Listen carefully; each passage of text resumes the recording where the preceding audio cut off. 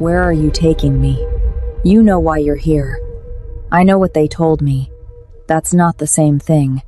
Do not open the doors to the West Wing. If the wrong person finds out he exists, they won't. You'd better hope not.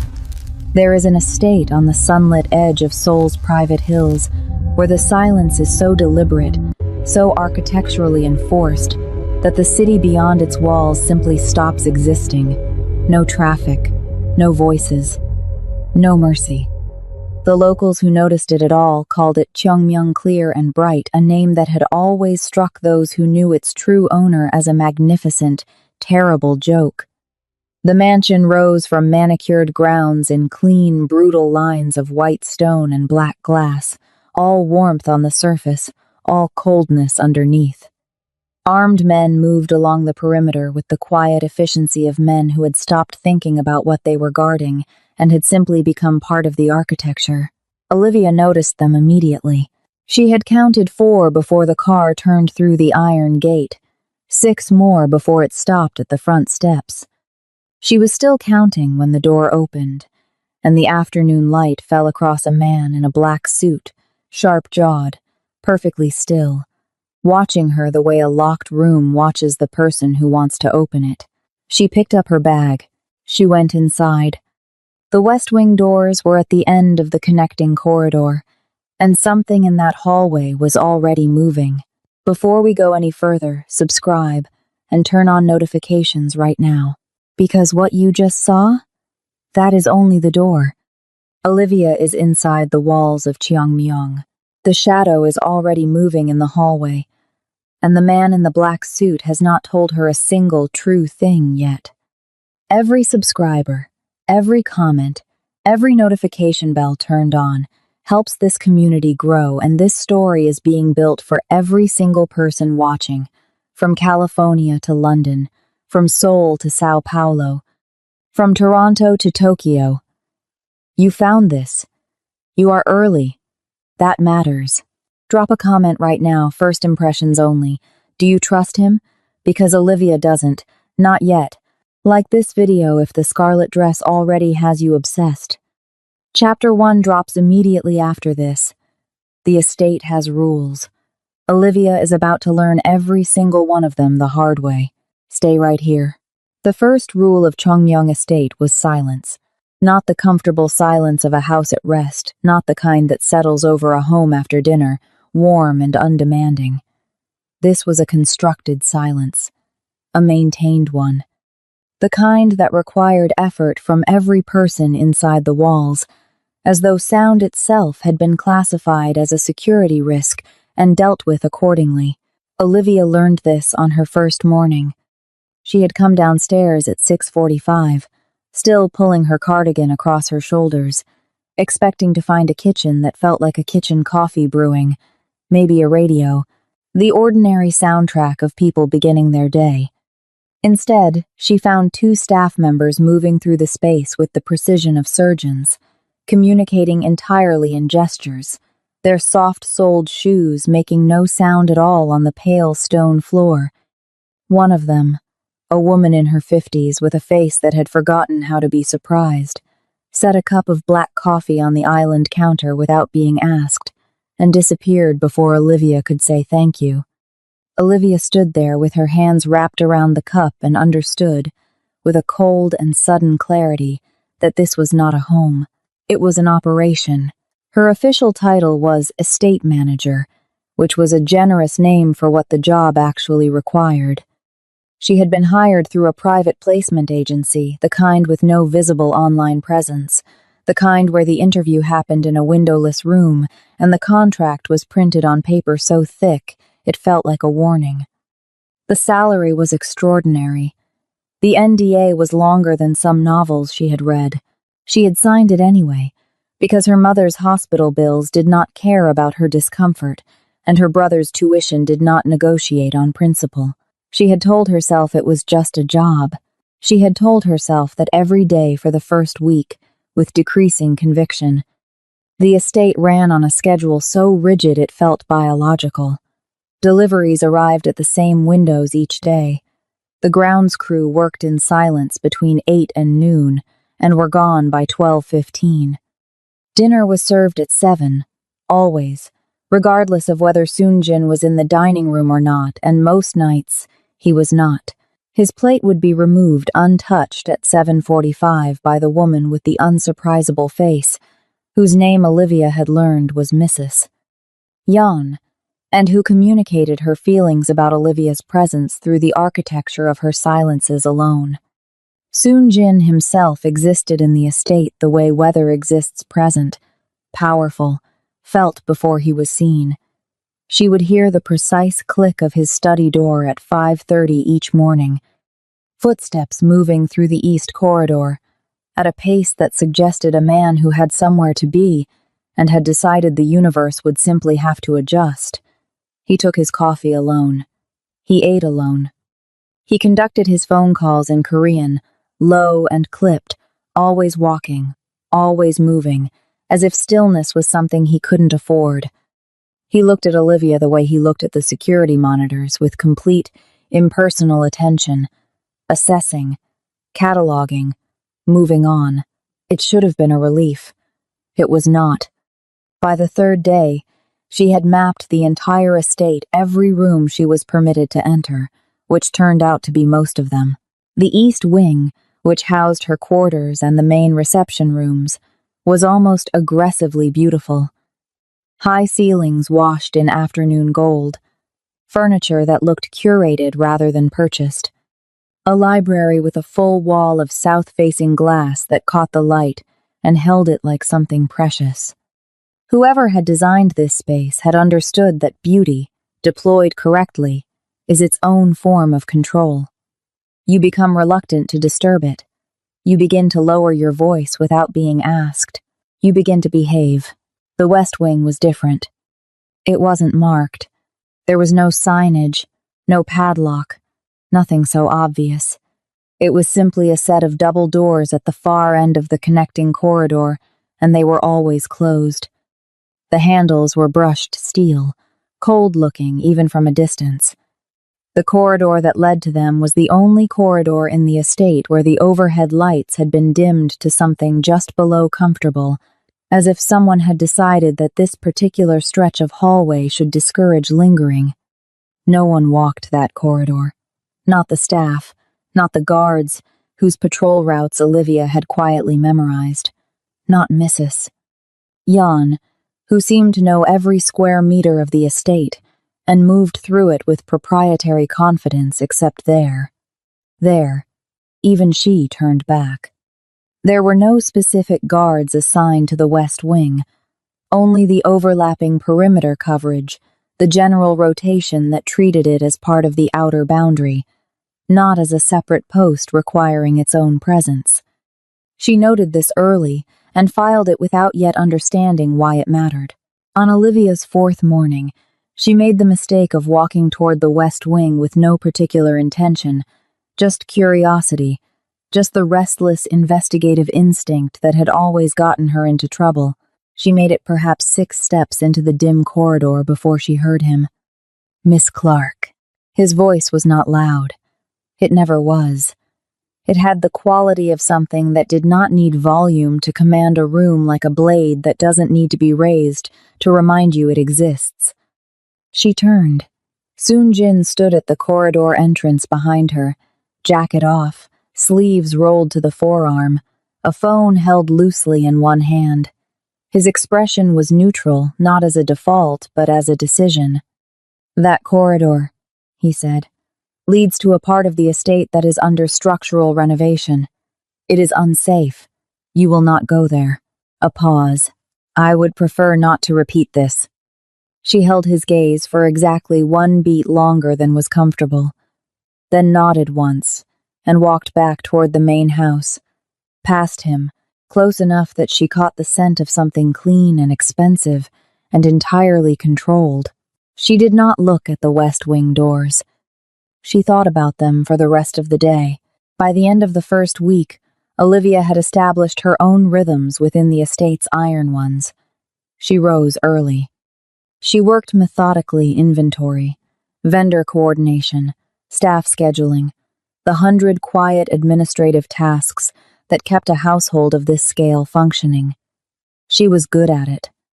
She had always been good at making order from complicated systems, at finding the structural logic beneath the surface of things. The structural logic of Cheongmyeong she was beginning to understand was fear, not the kind of fear you could point to, nothing so crude. It was the fear that lived in the way Mrs. Yun's hands moved slightly faster whenever Soon Jin's footsteps sounded in the adjacent room. The fear in the way the younger guards avoided direct eye contact with him, not out of disrespect, but out of the animal caution of men who understood, precisely, what he was capable of. The fear in the way every person in the estate performed their function with the specific excellence of someone who knew that falling short was not an option they could survive. She began watching him more carefully. Not obviously, she was too smart for that, and he was too observant. But carefully, clinically, the way you watch something dangerous that you cannot yet classify. He was meticulous. Every surface he touched was left exactly as he found it. He never raised his voice. He never made a request twice. He had a particular habit, when reading documents at his desk, of pressing 2 fingers to his temple, not in frustration, she realized, but in concentration. Pure, unbroken concentration, as though whatever problem he was working through required his entire interior self. Once, passing the open door of his study, she caught him standing at the window with his back to the room, very still, looking out at the gardens with an expression she couldn't catalog. Not anger. Not coldness. Something else. Something that lived below the surface of the man the estate was designed to project. He heard her footsteps, and it was gone before he turned. "Is there something you need, Miss Clark?" "Vendor confirmation for Thursday's delivery. I need your authorization." He crossed to the desk, signed without reading, which told her the vendor was already vetted, already trusted, that he had systems she couldn't fully see, and handed the paper back. Their fingers did not touch. He made sure of that. Anything else? There were 100 things she wanted to ask. She asked none of them.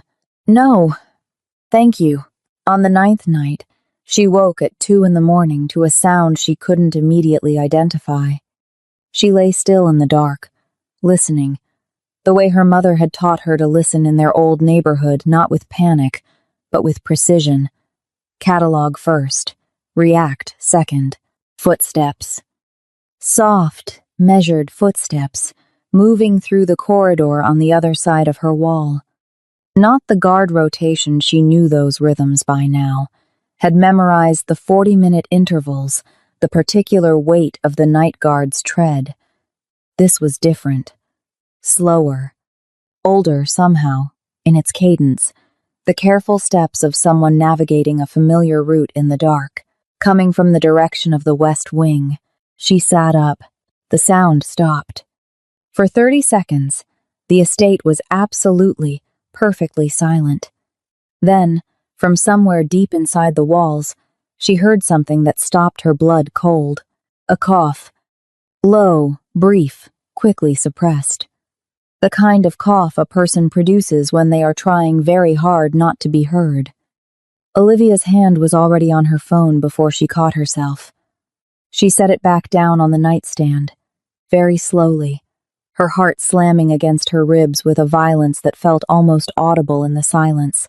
There was someone in the West Wing, not a renovation crew, not a structural assessment, someone living in the sealed, forbidden, perpetually dim section of this estate, someone Soon Jin had looked her dead in the eye and told her, without blinking, did not exist.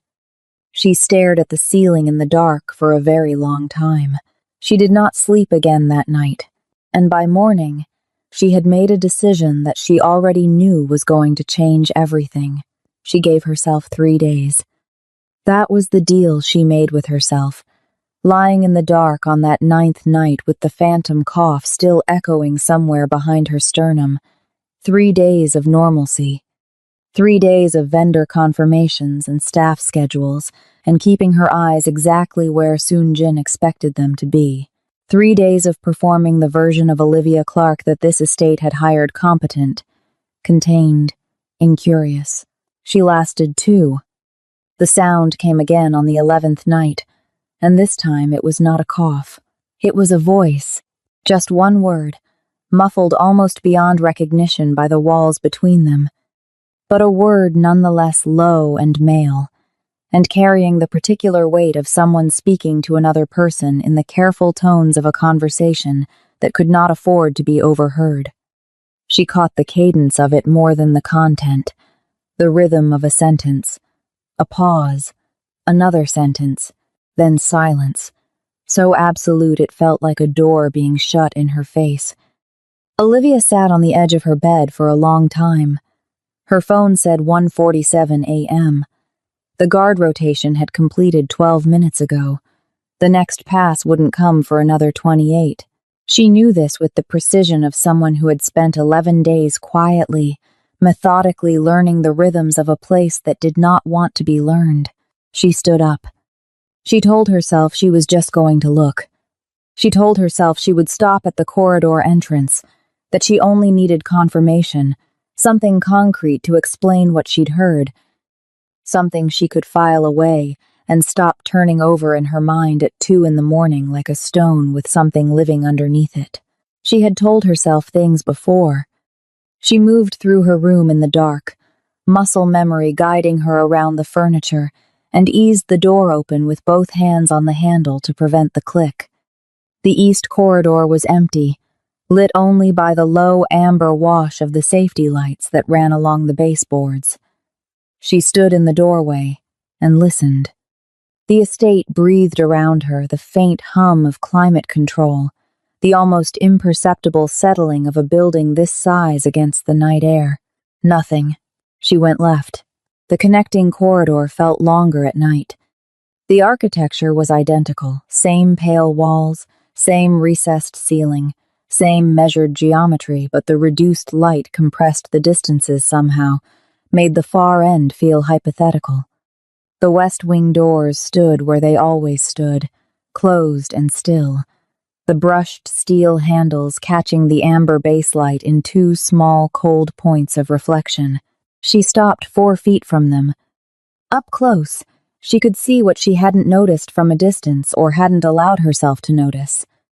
The doors were sealed with a secondary mechanism, a narrow black panel mounted flush with the right door frame, a biometric reader so cleanly integrated into the wall that it barely registered as a separate object, the kind of installation that costs more than most people's cars, the kind that does not get commissioned for a renovation zone. Her hand was raised toward the panel before she'd consciously decided to raise it. She pressed her palm flat. The reader pulsed once read, and then, to her complete and total shock, the lock disengaged with a sound like a held breath being released, and the left door swung inward 2 inches. She stood very still. Her palm was still raised. She stared at the gap between the doors, at the thin slice of darkness beyond it, and understood with a kind of vertiginous certainty that the reader had not accepted her palm print. It had been triggered remotely. Someone had been watching her on a monitor she hadn't found, and had made a deliberate choice. Not the chairman, he wouldn't have known to expect her. Someone who had been watching from the beginning. Someone who had wanted to know exactly what she would do when she reached a door she had been forbidden to open. They had let her in. She pushed the door open and went through. The West Wing was not a construction zone. It was a living space, spare, functional, and clearly inhabited. The air was different here, warmer and slightly stale, the way air gets when windows have been kept closed for a long time. A narrow hallway extended before her, better lit than the corridor she'd come from, with actual overhead lighting rather than baseboards. The kind of warm, steady illumination that people who spend long hours in a space require for their eyes. Doors on either side, all closed. At the far end, a faint line of brighter light beneath a door that was not fully shut. She walked toward it. Every instinct she had was screaming at a frequency she was choosing. consciously, deliberately, to ignore. The part of her brain that had grown up in a neighborhood where you learned early to read danger as a physical sensation, a tightening in the chest, a heightening of peripheral vision, that part was fully activated and fully overridden because she had come too far into this thing to retreat into comfortable ignorance, and she had never, in 31 years of living, been capable of comfortable ignorance anyway.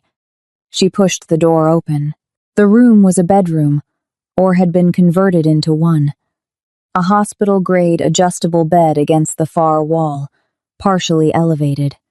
A side table with 2 amber prescription bottles and a glass of water. A window, heavily curtained, with a thin strip of Soul's nightscape glowing at its edge. Bookshelves running the full length of the left wall, packed with volumes so densely that the shelves themselves had disappeared. And in the chair beside the window, wrapped in a heavy robe, a book open and face down in his lap, watching her with eyes that were sharp and dark, and entirely unsurprised, was an old man, not frail, not diminished. His face carried the specific architecture of a man who had spent decades making decisions that other people had to live with, and the weight of that history sat on him not as burden but as structure, the way a building's load-bearing walls are the ones you cannot remove. His hands were large. Even resting on the arms of the chair, they looked capable. He looked at her for a long moment. Then he said, in English that was careful and precise, and slightly formal in the way of someone who had learned the language from books before learning it from people, "You are the new girl." She opened her mouth. She had absolutely nothing to say. "Sit down," he said, not unkindly, gesturing to the edge of the bed. "You look like someone who has just discovered that the ground is not where they thought it was. Who are you?" she said, because it was the only question that mattered. He studied her for a moment. Something moved across his face, not quite amusement, not quite sorrow. The expression of a man measuring how much truth the moment could hold. "My name," he said quietly, "is Chairman Park Do-hyun." The name landed like a stone through glass. She knew that name. Everyone who had ever moved in the orbit of Korean organized crime, even peripherally, even accidentally, knew that name. It had been in every major newspaper 14 months ago. A photograph of flowers laid against a black car. A state funeral attended by politicians who looked at the cameras with expressions carefully calibrated to suggest grief without confirming association. Chairman Park Do-hyun had been assassinated. She had read the article. She remembered reading it on her phone on the subway, barely registering it, the way you barely register the deaths of people who exist only as headlines. "You're dead," she said. "I am," he agreed, with the particular serenity of a man who has made peace with an interesting situation. It has been, on the whole, quite peaceful. She stayed for another hour that first evening, mostly in comfortable silence, and as she rose to leave, she noticed, on the lowest shelf of the bookcase nearest the door, a small framed photograph she hadn't seen from across the room, a younger version of the chairman, decades younger, the density of his current face not yet fully formed, standing beside a woman and a small girl, perhaps 7 or 8, with her face turned slightly away from the camera, in the particular way of children, who find being photographed less interesting than whatever is happening behind the photographer. She didn't ask about it. He didn't offer. But before she reached the door, he said, without looking up from where his eyes had drifted back to his book, "Her name is Soo-yeon. She is 41 now. She lives in Vancouver." A pause. "She thinks I am dead." Olivia stood in the doorway. "That must be very heavy," she said. "Yes," he said simply. "It is." The light changed. It was the only warning she got a shift in the quality of the illumination in the hallway behind her, the specific change that happens when a door at the far end of a corridor opens and a new light source enters the geometry of a space. She turned. Soonjin was standing in the doorway. He was not in his suit. He was in a dark shirt, untucked, and his hair was no longer perfectly set, which meant she had pulled him from sleep or from something close to it, but his eyes were completely awake. They went to the old man first, a check, fast and reflexive, the look of someone confirming that what they are protecting is still intact, and then they moved to Olivia, and what she saw in them then was something she had never seen in him before. Not anger, panic. Raw, unguarded, undisguised panic, lasting exactly half a second before his face closed over it like water closing over a stone, and then his hand was moving. And she heard the sound she had grown up, learning to fear above almost all other sounds, the mechanical precision of a weapon being drawn. And the muzzle of a gun was leveled at her with a steadiness that made the panic she'd seen seem impossible, made him seem like two different men occupying the same body. "Do not move," he said. His voice was very quiet. She did not move. The chairman, behind her, said something in Korean low and fast, and carrying the unmistakable authority of a man who was accustomed to being obeyed. Soon-Jin's jaw tightened. He did not lower the weapon. "Soon-Jin," the old man said again, softer this time, in English now, as if he were offering her a courtesy. She came in through the reader. "You know what that means." "It means she's a problem," Soon-Jin said, and his eyes had not left Olivia's face.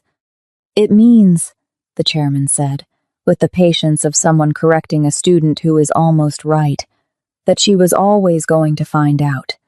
You simply delayed it." The silence that followed was the longest of Olivia's life. She could hear her own heartbeat. She could feel the specific, horrible stillness of a room in which one person is holding a gun and another person is deciding whether to use it. She had enough presence of mind to keep her hands visible, to keep her breathing measured, to not let the terror that was moving through her system like floodwater reach her face. Soon-Jin's eyes moved over her, calculating, reading, doing something behind his expression that she couldn't follow. Then, slowly, with the controlled precision of a man who had made a decision he wasn't sure was right, he lowered the weapon. "Come with me," he said. It was not a request. She looked at the chairman, who gave her a small, grave nod, the nod of a man sending someone into a conversation that would determine both their fates, and she turned and followed Soon-Jin out of the room, back into the corridor, toward the main house. He stopped at the west wing doors. He turned to face her, the gun now holstered but his hand still resting near it with the reflexive proximity of long habit. And he looked at her for a moment, with an expression that had shed every layer of the carefully engineered distance she had spent 11 days cataloging.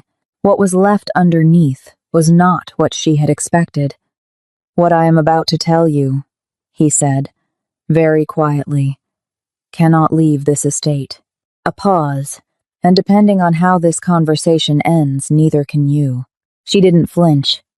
That was the thing he hadn't expected. She could see it in the fractional shift of his expression when the words landed, and she held his gaze without blinking, without stepping back, without doing any of the things a reasonable person would do when a man with a recently holstered weapon told them their continued existence was conditional. "Then talk," she said. Something moved through his eyes. Not respect, not yet. Something closer to recalibration. The look of a man who had prepared for several versions of this conversation and was now facing one he hadn't written. He studied her for 3 full seconds. Then he turned and walked back toward the main house, and she understood from the set of his shoulders that she was expected to follow, and that following was, at this particular moment, the only viable option she had. He took her to the study. Not the formal reception room, not the cold geometry of the security office she'd glimpsed once through a briefly open door of the study, which was the most private room in the estate, the room she'd passed a dozen times and never been invited into. He closed the door behind them and moved to the window, and for a moment he stood with his back to her, looking out at the grounds the way she'd seen him look once before, that same quality of stillness, the kind that has weight to it, the kind that costs something. Then he turned around and told her everything, not the version she might have assembled from fragments and inference. The full architecture of it, laid out with the same precision he applied to everything the syndicate's internal fracture. The Supreme Elder's quiet campaign to consolidate power by eliminating the old guard. The order that had come down 14 months ago for Chairman Park Do-hyun's assassination. For 11 months before his staged death, the chairman had already been preparing for the man who would inevitably move against him. The evidence didn't begin here, inside these walls. It began long before Soon-jin fired a gun that killed no one. Soon-jin had been given the contract personally, a test of loyalty, a demonstration required by the elder to confirm that his most effective lieutenant had no residual attachment to the man who had, for nearly 2 decades, run the syndicate with a philosophy the elder considered dangerously soft. He wanted proof, Soon-jin said, that I could do it, that I had no sentiment. But you didn't, Olivia said. Kill him. No. Why? He was quiet for a moment. Not evasive processing, she was beginning to understand, was what his silences usually were, because he was the only thing standing between the elder's ambitions and a war that would have killed hundreds of people who had nothing to do with syndicate politics. Street-level people. Families. The chairman understood balance. The elder understands only expansion. A pause. And because he raised me. The last sentence was said in exactly the same register as the rest of it, flat, factual, stripped of performance, which made it land harder than any amount of feeling would have. She absorbed this. So you staged the murder. I staged everything. The car, the scene, the body the elder's men were permitted to view from a sufficient distance to prevent close inspection. I moved the chairman here the same night. His eyes met hers. 3 people in the world know he is alive. Myself, Mrs. Yun, his physician, who comes twice monthly in a vehicle registered to a landscaping company. A beat. And now you. The weight of that settled over the room like weather. Which is why, he continued, I need you to understand the precise nature of what I'm offering you. You haven't offered me anything yet. I'm offering you your life. No drama in it, just the clean statement of a fact. In exchange for your silence, your continued performance of the role you were hired for, and your absolute compliance with every security protocol of this estate from this moment forward. You will not speak of what you've seen. You will not contact anyone outside these walls about it. You will live and work here as though that wing does not exist. And in return, I will ensure your family's debts are cleared within 6 months, and that you leave this estate, when your contract concludes, with enough to start your life over entirely. Olivia looked at him for a long time. And if I say no? The silence that followed was not threatening, exactly. It was simply honest, and the honesty of it was worse than a threat would have been, because it meant he wasn't performing anything. He was simply waiting for her to finish the sentence herself, the way you wait for someone to read a document you've already read, because the conclusion is already written and there is nothing to add. She understood. I'm not going to say no, she said. Good. But I have a condition. His eyes sharpened. You're not in a position to. I want access to him. She said it before he could finish, before her nerve could recalibrate toward caution. The chairman. I want to be able to check on him. Not constantly, not intrusively, but he's an old man living alone in a sealed wing of a house with no company except a twice-monthly doctor and whatever Mrs. Yun brings him. That is not a life. That is a sentence. Something crossed Soon-jin's face that she couldn't name. That's my condition, she said. Otherwise, the arrangement you're describing is just a prettier version of the same thing you're doing to him, keeping someone alive in isolation and calling it protection. The silence stretched between them. Then Soonjin said, very quietly, 3 visits per week. Scheduled, not spontaneous. You tell me in advance. Every other day, she countered. And I don't need to tell you in advance. I need to be able to go if he needs something. He looked at her as if she were a variable he was recalculating. Every other day, he said finally. You tell me when you go. I tell you after. Another long moment. After, he agreed. They did not shake hands. There was no ceremony to it, which somehow made it more binding than ceremony would have. She walked back to her room in the dark, sat on the edge of her bed, and spent a long time with her hands in her lap thinking about the specific quality of the choice she had just made, not whether it was the right one. Because right and wrong had become somewhat theoretical in the last hour, but what it meant about who she was that she had made it without hesitation.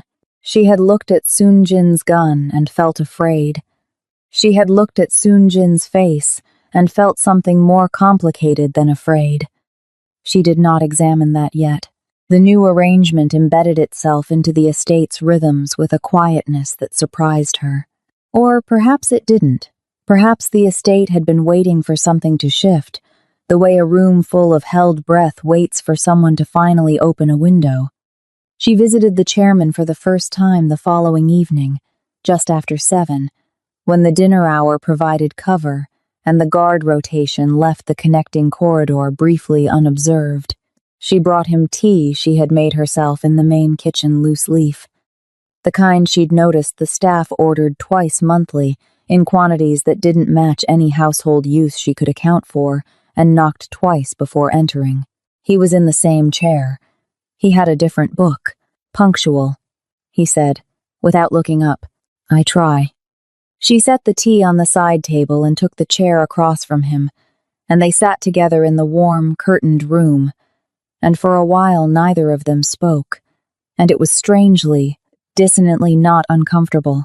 He had the ease of a man who had long ago stopped needing to fill silences with performance, and she had spent enough years being the youngest person in rooms full of people with more power than her to know that sometimes the best thing you can do is simply be still and let the other person decide what the conversation is. You're not frightened of me, he said eventually.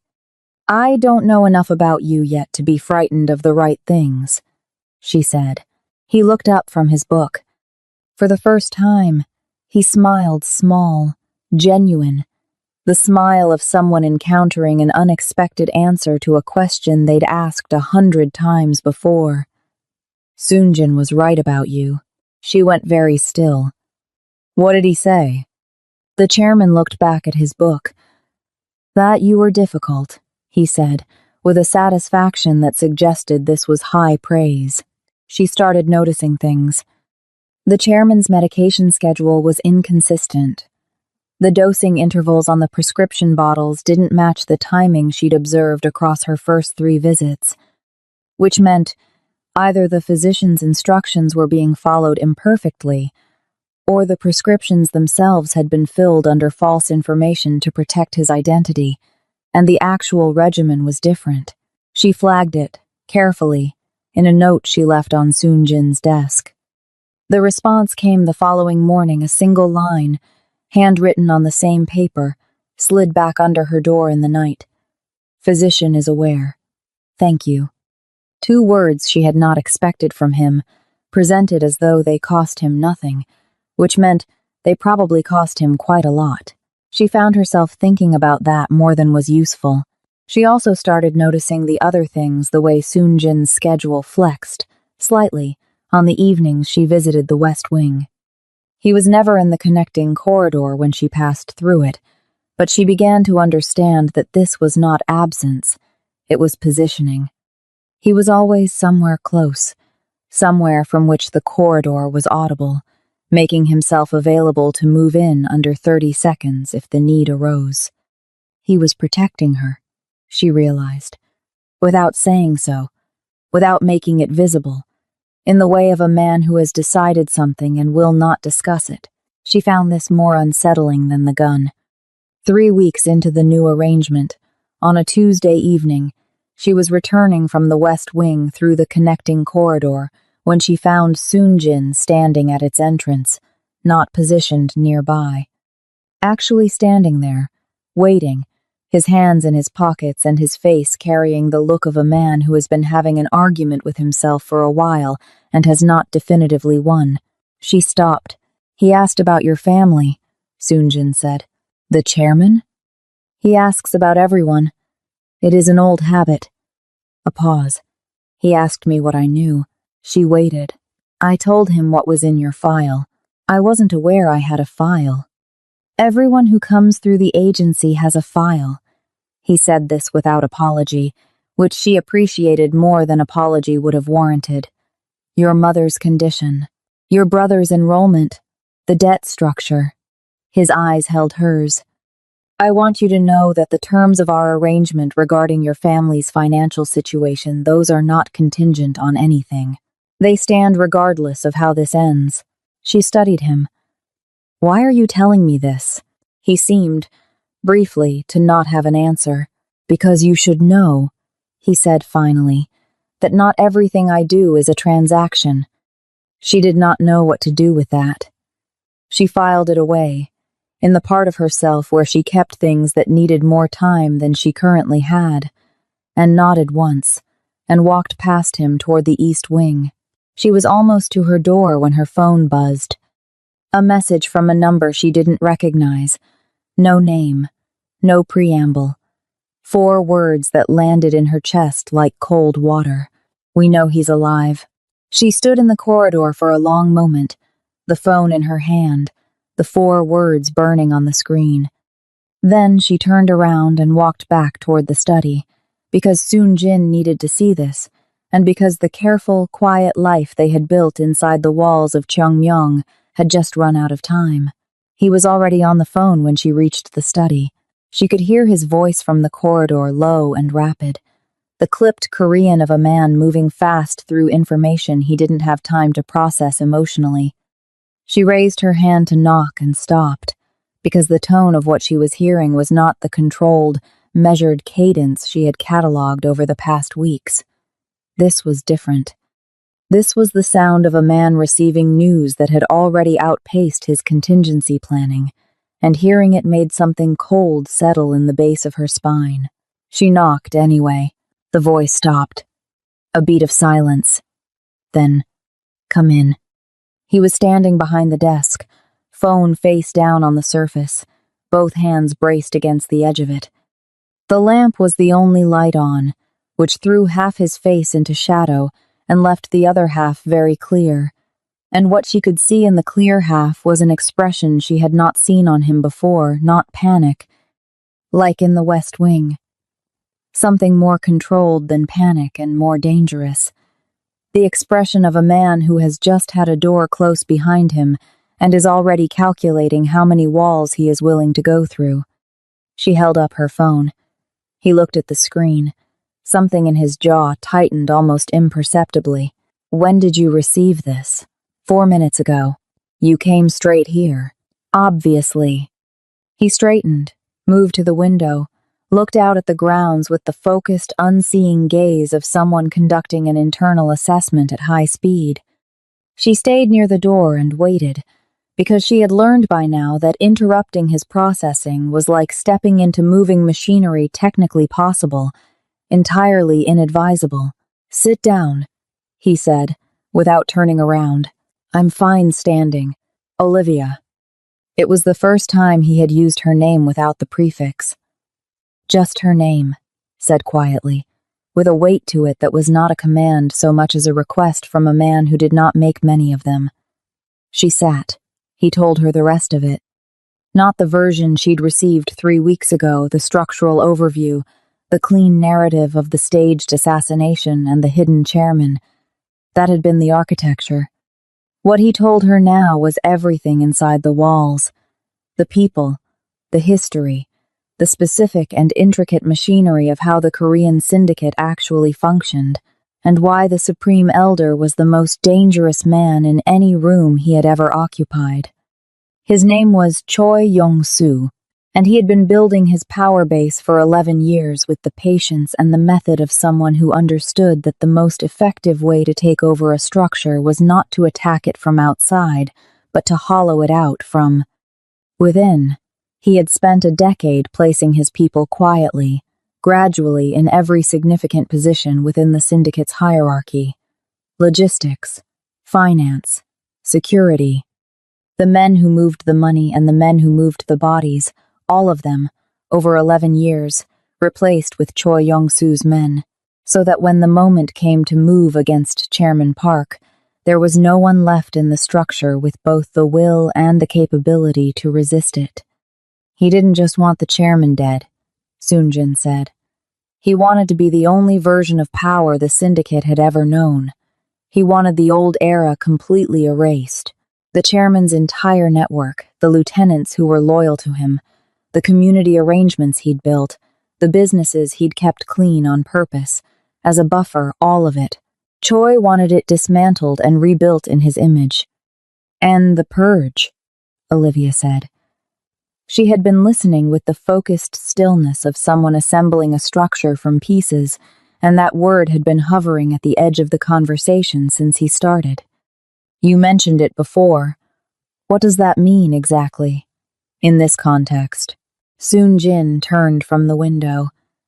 It means that when Choi consolidated power, he didn't stop with the chairman. 12 people connected to the chairman's inner circle died in a 4-month period following the supposed assassination. Accidents, medical events, 2 disappearances that were never investigated because the investigators were also Choi's people. The room was very quiet. 12, she said. That we know of. She absorbed this. And the mole. The one who just warned you that's what the phone call was. Yes. He moved back to the desk, sat down for the first time, which told her the situation had shifted from acute emergency to something slightly longer in duration, still critical, but requiring sustained thought rather than immediate movement. Her name is not something I'll share. She's been inside Choi's operation for 3 years. She contacts me through a protocol we established before the chairman's staged death. She has never used the emergency signal before tonight. What does the signal mean? It means Choi has actionable intelligence, not just suspicion. Someone talked, or something was seen, or a thread was pulled and it didn't end where it was supposed to. He looked at her directly. It means he is no longer wondering whether the chairman is alive. He is now looking for him. What gave us away? She asked. A financial thread, he said. The chairman's physician, the prescriptions were filled under a false identity, but the pharmaceutical supplier cross-references with a distributor Choi's finance people audit. A cardiac medication in a quantity that didn't match any registered patient at the corresponding address. It was the kind of discrepancy that sits in a file for months before someone notices it. A pause. Someone noticed it. One prescription, he confirmed. 11 months of careful work, and the thread that unraveled it was a quarterly audit report. He looked at the window. This is always how it is. Not the large things, the small ones. The 4 words on her phone screen, "We know he's alive," rearranged themselves in her understanding. She had received them as a threat. She understood now that they were something more specific than a threat. They were a clock starting. How long do we have? Before he moves directly? My mole estimates days, not weeks. He will send his cleaners, first the investigators who specialize in finding things that have been hidden. They will come under a pretext. A routine syndicate audit, most likely, a social visit, a pause, and then he will come himself. Then we need to move the chairman. We cannot move the chairman. The flatness of it told her this had already been considered and closed. He has a cardiac condition that his physician has managed specifically around the stability of this environment, the stress of a relocation, the logistics, the exposure the physician has been unambiguous. It could kill him. So Choi finds him here or the move kills him. That is the problem, yes. She looked at the desk, at the lamp's small circle of light, at the phone lying face down between them. Then the problem isn't the chairman's location, she said slowly. The problem is making this estate invisible, making it a place Choi's people look at and find nothing worth investigating. Soon-jin was watching her. A private residence with a sealed wing is interesting, she continued, thinking aloud, the way she'd always thought following the structural logic, looking for the load-bearing points. An armed estate with a boss who lives alone and allows no visitors is interesting. Interesting things get looked at closely. She paused. But a home isn't interesting. A man who has recently become domestic, who has someone here, who has a reason for the household to be warm and inhabited, and full of the evidence of an ordinary private life that's not interesting.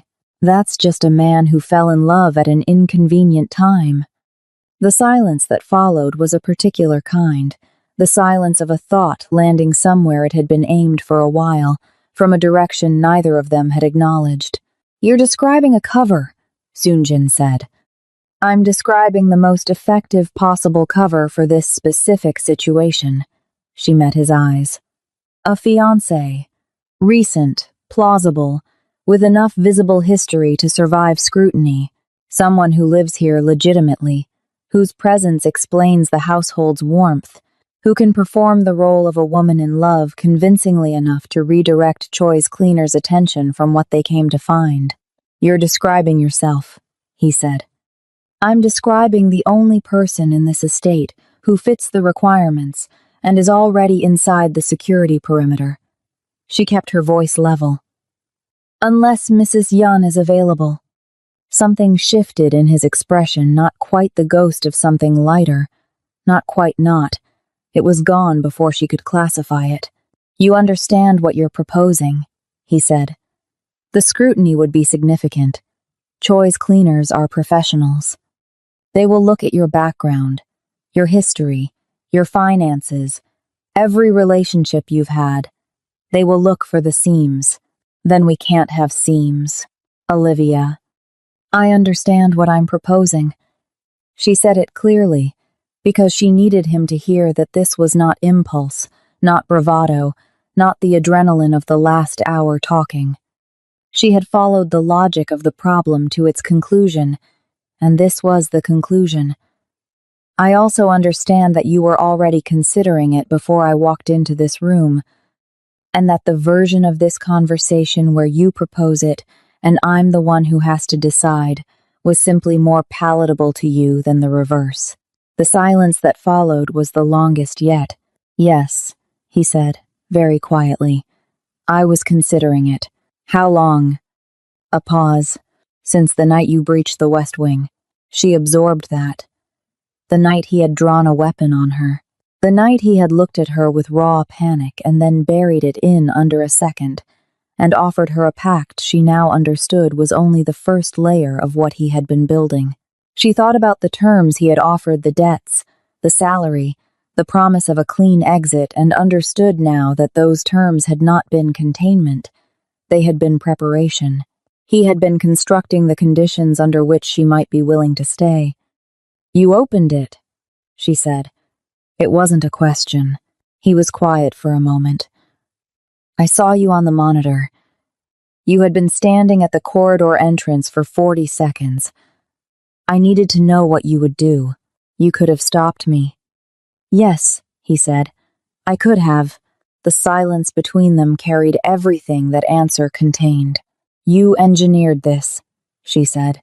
I created an environment in which several outcomes were possible, he said carefully. I did not engineer your choices. That is an extremely fine distinction. Yes, he agreed, with the first genuine candor she had heard from him that had nothing calculated in it. It is. They sat with that for a moment, the specific discomfort of two people who have just located the exact point at which honesty becomes more dangerous than the secrets it replaces, and have decided to stay there anyway. The chairman, she said finally. Does he know? About the cover story you were planning. He suggested it, Soonjin said. Of course he did, she thought. I'll do it, she said. But I have conditions. You had conditions last time. I'll continue having them. She held his gaze. I need full access to whatever intelligence your mole sends. I need to know the timeline in real time, not filtered through you after you've decided what I need to know. I'm not a prop in this arrangement. If I'm playing your fiancé, I need to understand the threat as clearly as you do, or I will make mistakes, and mistakes in front of Choi's people are not recoverable. He considered this. Agreed. And when this is over, he said, before she could finish, you leave with everything I promised, plus whatever additional protection I can provide. Clean identity documents if you want them. Relocation if you need it. The full weight of whatever I can offer. A pause. You have my word. She looked at him at the face she had spent weeks reading and still couldn't fully parse. At the man beneath the reputation. The man who had saved an old man's life and called it a security decision, who had told her not everything he did was a transaction and then waited to see whether she believed him. All right, she said. All right, he said. She stood to leave. She was almost at the door when he spoke again. Olivia. She turned. His expression was careful, but underneath the carefulness, something unguarded. The ledger in the second drawer of this desk, the one with the blue binding. He paused. Don't open it tonight. But when you're ready, when you want to understand the full picture of why I brought you here specifically, it will answer your questions. She looked at the desk. At the drawer. What's in it? Evidence, he said, that some decisions are made long before the moment they appear to be made. She left the study without opening it. She made it 14 steps down the corridor before she stopped walking, stood very still in the amber-lit quiet of the east wing, and understood with a sudden and complete certainty that when she did open that ledger, and she would, because she had never in her life been capable of not opening a thing she needed to understand, whatever was inside it was going to change the entire shape of everything she thought she knew. Her phone buzzed again. Same unknown number. 2 words this time. They're coming. The cleaners arrived in the neighborhood 2 days later. Not at the estate, not yet. Soonjin's mole placed them at a coffee shop 4 blocks from the estate's perimeter. The kind of unremarkable establishment that exists in every wealthy district as a kind of civilian camouflage, where men in good suits can sit for 3 hours over a single Americano and ask the owner careful questions about the residents of nearby properties without anyone finding it remarkable. They were good at what they did. They had cover identities that would survive a surface check, a private wealth management firm, business cards with real phone numbers that rang through to a real receptionist who had been briefed on exactly what to say. Soonjin's mole had photographed them from across the street. He showed Olivia the images that evening in the study, 2 men in their 40s. Unremarkable. In the specific way that people who are trained to be unremarkable become a kind of negative space, faces you would forget 5 minutes after seeing them, clothes calibrated to disappear into any context. The particular blankness of professionals who have learned that personality is a liability. They're asking about the estate's recent activity, he said. Staff changes, visitor patterns, whether anyone has noticed unusual deliveries. The physician, she said immediately. The vehicle is clean. The landscaping company is real, has been operating for 11 years, and has 12 other clients in this district alone. If they pull the manifest, it holds. He paused. What won't hold, if they get close enough to ask the right questions, is the household profile. A man in my position, living alone in an estate this size, with no social life and no visible personal attachments, that profile invites scrutiny. It suggests concealment. It suggests something to protect, which there is. Which there is, he agreed. We have, at most, 4 days before they escalate from neighborhood inquiries to direct contact. 4 days. She looked at the photographs. She looked at the two unremarkable faces of the men who had been sent to find a dead man, and she thought about Chairman Park in his warm, curtained room with his books and his careful English and his cardiac medication, and she thought about Soonjin standing over that desk 11 months ago making the decision to save a man's life instead of ending it, and she thought, 4 days is enough. It has to be. Then we start tonight, she said. They started tonight. The first thing they built was the timeline. Soonjin produced a legal pad, actual paper, nothing digital, nothing that could be accessed or intercepted, and they sat across from each other at the study desk and constructed the history of a relationship that had never existed, with the methodical care of architects designing something that would need to hold weight. They had met 8 months ago, at a private business function hosted by one of the estate's legitimate corporate subsidiaries. Olivia had been there in a professional capacity event coordination, which was adjacent enough to her actual background to survive verification. They had spoken briefly. He had contacted her through professional channels 2 weeks later. A dinner, a second. The natural, gradual progression of two private, cautious people moving toward each other, with the particular slowness of those who have been hurt before and have learned to treat trust as a finite resource. We need a proposal, Olivia said. There was no formal proposal. She looked up from the legal pad. Every woman who is engaged was proposed to. If I can't describe it, or if our descriptions don't match, that's the kind of seam Choi's people will find. He was quiet for a moment. Here, he said finally. At the estate. The South Garden. 3 months ago. Why the South Garden? Because it's the most visible part of the grounds from the perimeter road. If I were going to propose somewhere, it would be somewhere that could have been witnessed from outside the estate. A pause, so that if anyone asks whether they saw anything, the answer might genuinely be yes. She wrote it down. What did you say? I don't. Soonjin. She held his gaze. If a cleaner asks me what you said when you proposed, not the general shape of it, the actual words I need to have an answer that sounds like a memory, not a construction. What did you say? He looked at the window for a moment. I said, he began slowly, that I had spent my entire life building things designed to protect against the worst of people, and that I had not expected to find someone worth building something different for.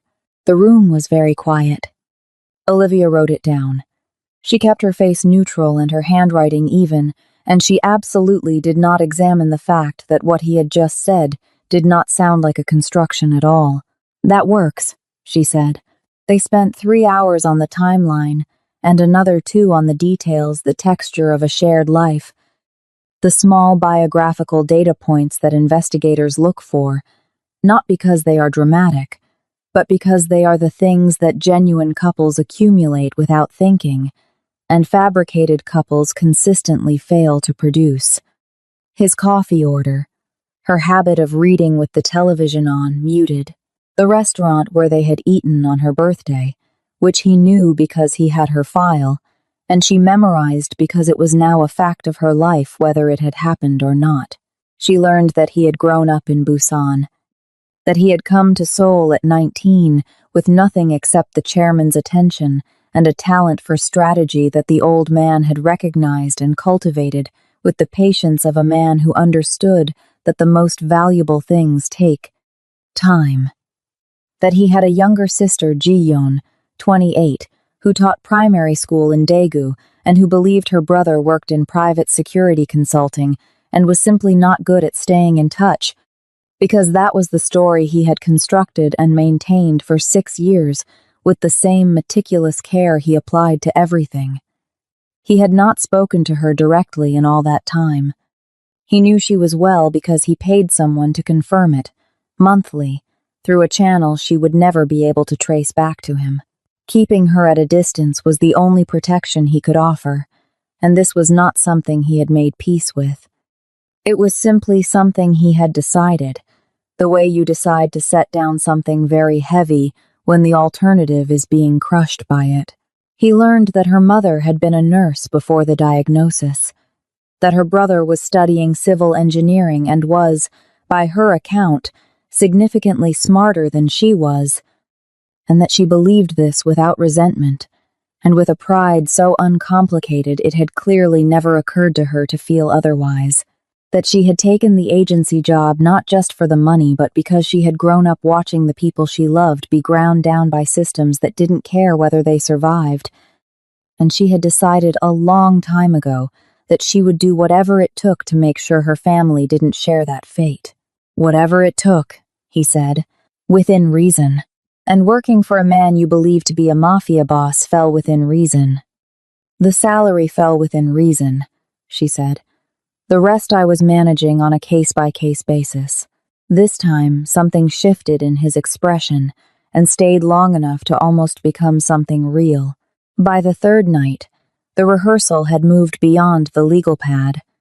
Soon-Jin had understood from the beginning that behavioral consistency was not something you could think your way into. It had to be practiced until it became reflex, because Choi's cleaners would not be watching for what they said. They would be watching for the space between what they said and what their bodies did. The small, involuntary calibrations of genuine intimacy, the orientation toward each other in a room, the peripheral awareness, the specific way two people who have chosen each other move through a shared space. These were not things that could be faked from first principles. They had to be built, so they built them. She learned the exact pressure of his hand at the small of her back, the way he placed it there. Not possessively, but directionally, a guidance rather than a claim. He learned the particular angle of her chin when she was performing composure she didn't fully feel, the tell she didn't know she had, and he told her about it without ceremony so she could manage it.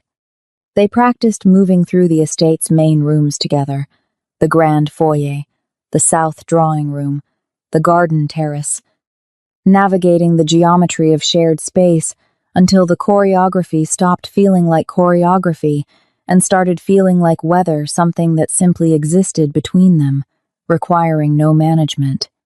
It was during one of these rehearsals, on the fourth evening, that she forgot where the performance ended. They were in the drawing room, running the scenario of the elder's arrival. Soon-Jin playing the role of the examiner, asking the questions Choi's people would ask, watching for the seams, and he had stepped close to adjust her posture, one hand at her shoulder, and she had turned her head at the same moment he leaned to speak near her ear. And for one suspended second they were closer than the rehearsal required, and she was aware of his breath and the warmth of his hand, and the fact that neither of them moved away for a beat longer than the scene demanded. Then she stepped back. "That works," she said, for the second time in 4 days, in a voice that was entirely level. "Yes," he said, "it does." Neither of them said anything else about it. She opened the ledger that night. She had been circling it for 4 days, ever since he had pointed her toward the second drawer with the care of a man laying down something he couldn't hand over directly. She had told herself she was waiting for the right moment. She understood now that she had been waiting for the courage to find out whether the answer was the one she was beginning to suspect. The blue binding was unremarkable. The contents were not. It was a financial record, meticulous, dated, going back 14 months. Wire transfers, account numbers, notations in Soon-Jin's precise handwriting. She followed the first thread and found her mother's hospital. The account number matched the billing reference she had memorized during the months of managing payment plans, with the particular grinding focus of someone keeping a system alive through sheer will. She followed the second thread and found her brother's university, a scholarship fund whose anonymous benefactor she had spent 6 months trying and failing to identify. She sat on the floor of her room with the ledger open in her lap and worked through every entry, because she needed to be certain, needed to see the full shape of it before she allowed herself to understand what it meant. He had not hired her because she was available. He had not chosen her because she was convenient. She sat with the ledger open in her lap and understood, slowly, that the selection had not been random or even purely compassionate. It had been strategic in the deepest possible sense, the kind of strategy that looks like kindness, because it requires genuinely understanding a person. He had needed someone whose choices he could predict. Not because she was controllable. The ledger made clear he understood she was the opposite of controllable, but because she was consistent. Her values were legible. Her loyalty, once given, was structural. He had read all of that from a file, and then from 14 months of watching what she did when the weight was heaviest, and he had decided, this one, this person, specifically, is someone I can trust with the thing I cannot afford to lose. She closed the ledger. She sat in the dark for a long time. Her phone rang. "Soon Jin," she answered. "They've made contact," he said. No preamble, no softening. The cleaners called the estate's main line 20 minutes ago. They're requesting a meeting. When? Tomorrow morning. A pause. And in the pause, she heard something she had not heard from him since the night in the West Wing, the faint, controlled edge of a man managing a fear he will not name. Olivia. They asked specifically to meet with both of us. By name. They used your name. The ledger was still in her hands. They already know about me, she said. Yes. Then Choi didn't just find out the chairman is alive. She said it slowly, following the logic to where it had always been going. He found out about me specifically, which means someone inside this estate. Yes, he said, very quietly. The word landed like a door closing. Someone inside Chongmyong had talked. Someone who knew her name, knew her role, knew enough to hand it to Choi's people as a thread worth pulling. She ran the inventory of the household in her mind, Mrs. Yun, the grounds, staff, the guards, and felt the shape of the betrayal before she could identify its source, the specific cold of understanding that the walls she had trusted were not as solid as she had believed. Get some sleep, he said. Tomorrow we are not Olivia Clark and Hwang Soon-jin. He paused. Tomorrow we are people who are in love, and we cannot afford a single moment where that is not completely, unquestionably true. She was already dressed when the sun came up. Not in the practical clothes she had defaulted to across 5 weeks of estate management. The clean lines, the comfortable shoes, the wardrobe of a woman whose job required her to be taken seriously and not looked at too closely. She had spent 40 minutes the night before, standing in front of the narrow wardrobe in her room, conducting the kind of assessment that had nothing to do with vanity and everything to do with strategy. Choi's cleaners had her name. They had come expecting to find a seam. The first thing they would do upon meeting her was read her the way she carried herself, the way she occupied the space, whether she looked like a woman who belonged in this estate, or a woman who was trying to look like she belonged. She wore deep burgundy, not the same scarlet dress from the night of her arrival, but a different one, quieter in its cut, more assured, the color of a woman who had made a decision and was not revisiting it. She pulled her braids back with the kind of effortlessness that takes 20 minutes to achieve, and checked her reflection once, not for reassurance, but for information. She looked like someone who lived here. Good. Soon-jin was in the dining room when she came downstairs, standing at the window with his coffee, already in his suit. He turned when she entered and did something she had not seen him do before. He looked at her fully, without the habitual cataloging efficiency of his usual assessments, and for one unguarded moment, something moved through his expression that he didn't manage quite fast enough.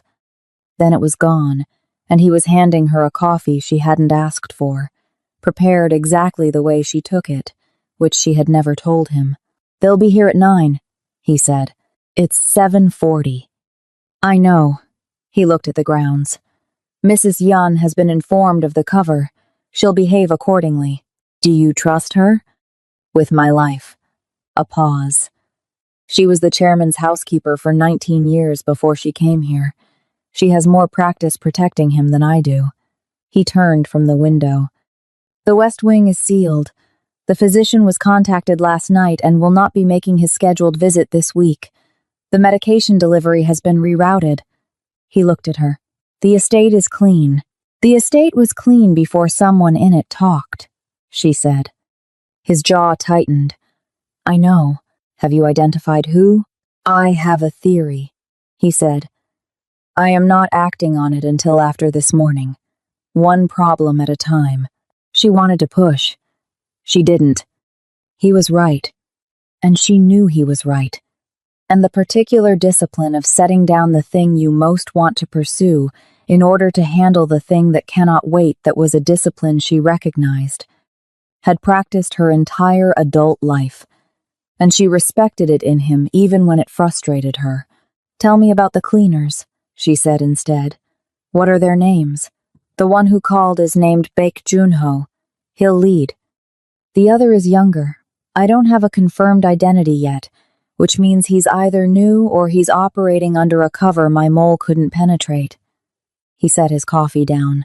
Beck is the one to watch. He has a technique. He asks something innocuous, listens to the answer, and then returns to the same subject from a completely different angle 20 minutes later to see whether the details match.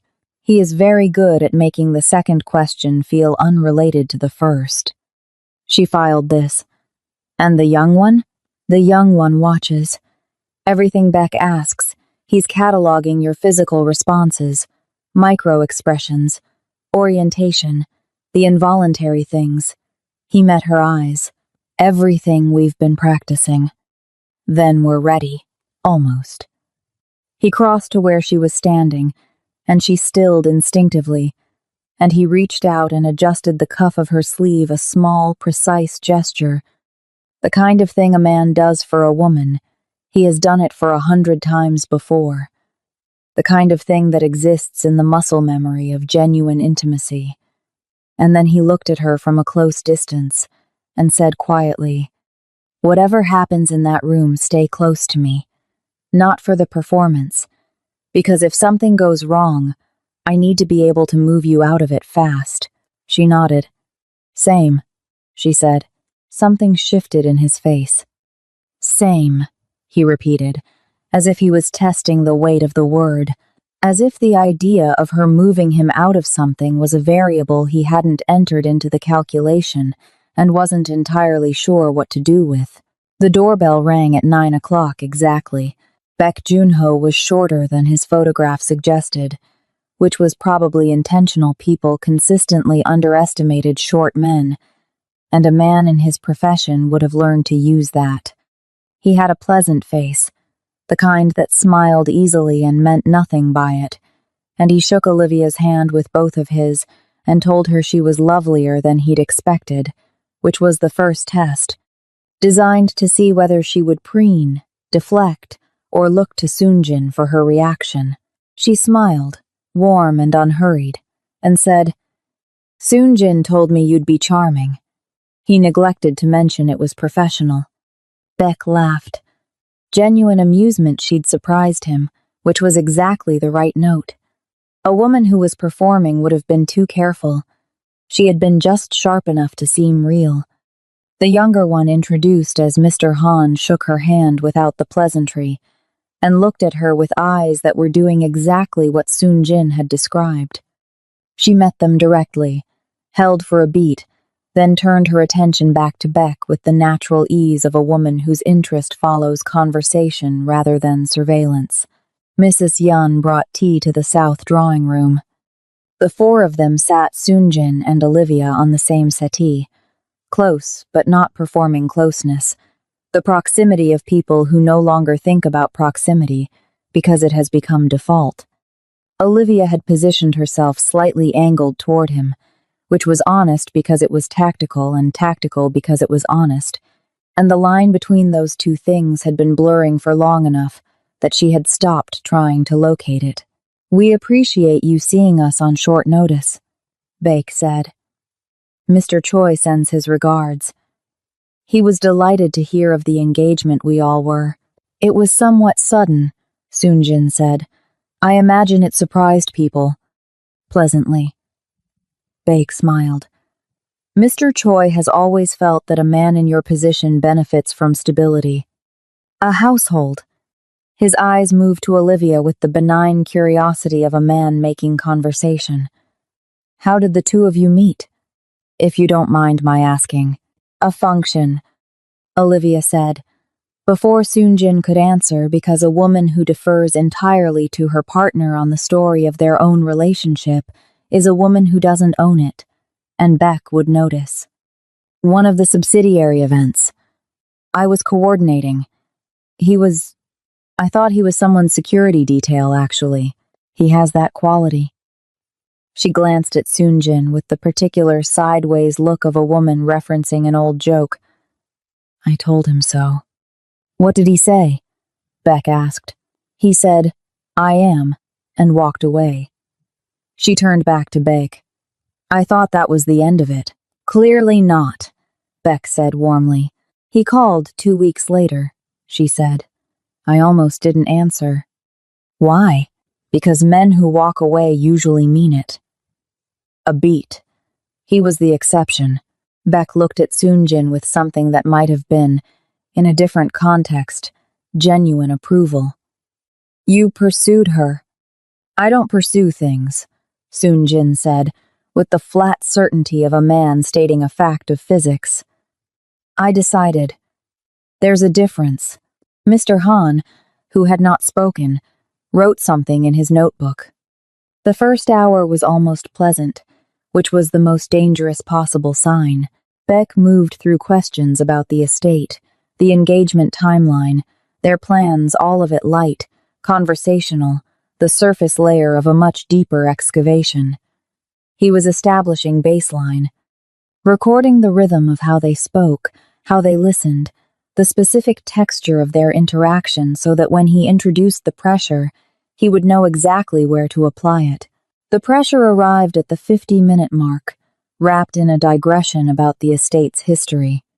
It's a beautiful property, Baek said, setting down his tea. I understand there was significant renovation recently. The west section? The air in the room did not change. Olivia made sure of it. Made sure the only thing she felt was a slight increase in attentiveness, the natural response to a subject becoming more specific, not the cold surge of recognition she was actually managing. Structural work, Soonjin said. The original build had some foundational issues in that wing. It's been an ongoing project. Of course. Baek nodded pleasantly. Is it accessible at the moment? Not safely. A shame. I'd love to see the full property. His eyes moved to Olivia. Has it inconvenienced you? The construction? I grew up sharing a 2-bedroom apartment with 3 people, she said, with the ease of someone reaching for a real memory. Half an estate is not an inconvenience. Baek smiled. Practical. I can see why he decided. Mr. Han wrote something else. 20 minutes later, Baek circled back. Not to the west wing that would have been too visible. He came at it from the side, asking about the estate's security arrangements, the guard rotations, whether Olivia found the level of security overwhelming given her background. I asked him to reduce it, actually, she said. When I first moved in, it felt institutional. And did he? She looked at Soonjin, the look of a woman referencing a negotiation she won and is mildly pleased about. Some of it. The West Wing guards specifically, Baek said, with the seamless ease of a man who had been waiting for exactly this opening. Were those reduced as well? 1 beat. The beat of a woman recalling a domestic detail, not managing a trap. There were never specific guards assigned to that section, she said. The perimeter rotation overlaps it. The coverage is the same whether someone's standing at the door or not. It was always treated as part of the outer boundary, not as a separate post. She tilted her head slightly. Why? Curiosity only, Baek said. The security architecture of an estate like this is impressive. I have a professional interest." "Of course," she said, and smiled, and reached for her tea, and let her fingers brush Soon-Jin's wrist in the process.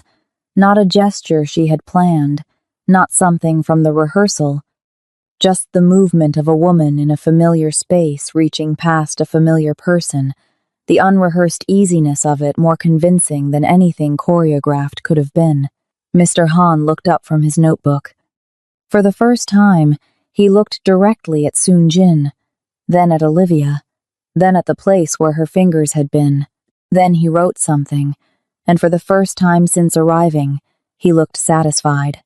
Beck asked about her family at the 2-hour mark. "Your mother is unwell, I understand," he said, with the careful sympathy of a man who has done his research and is now checking whether she knows he has done it. "I'm sorry." "Is she being well looked after?" "Very well," Olivia said.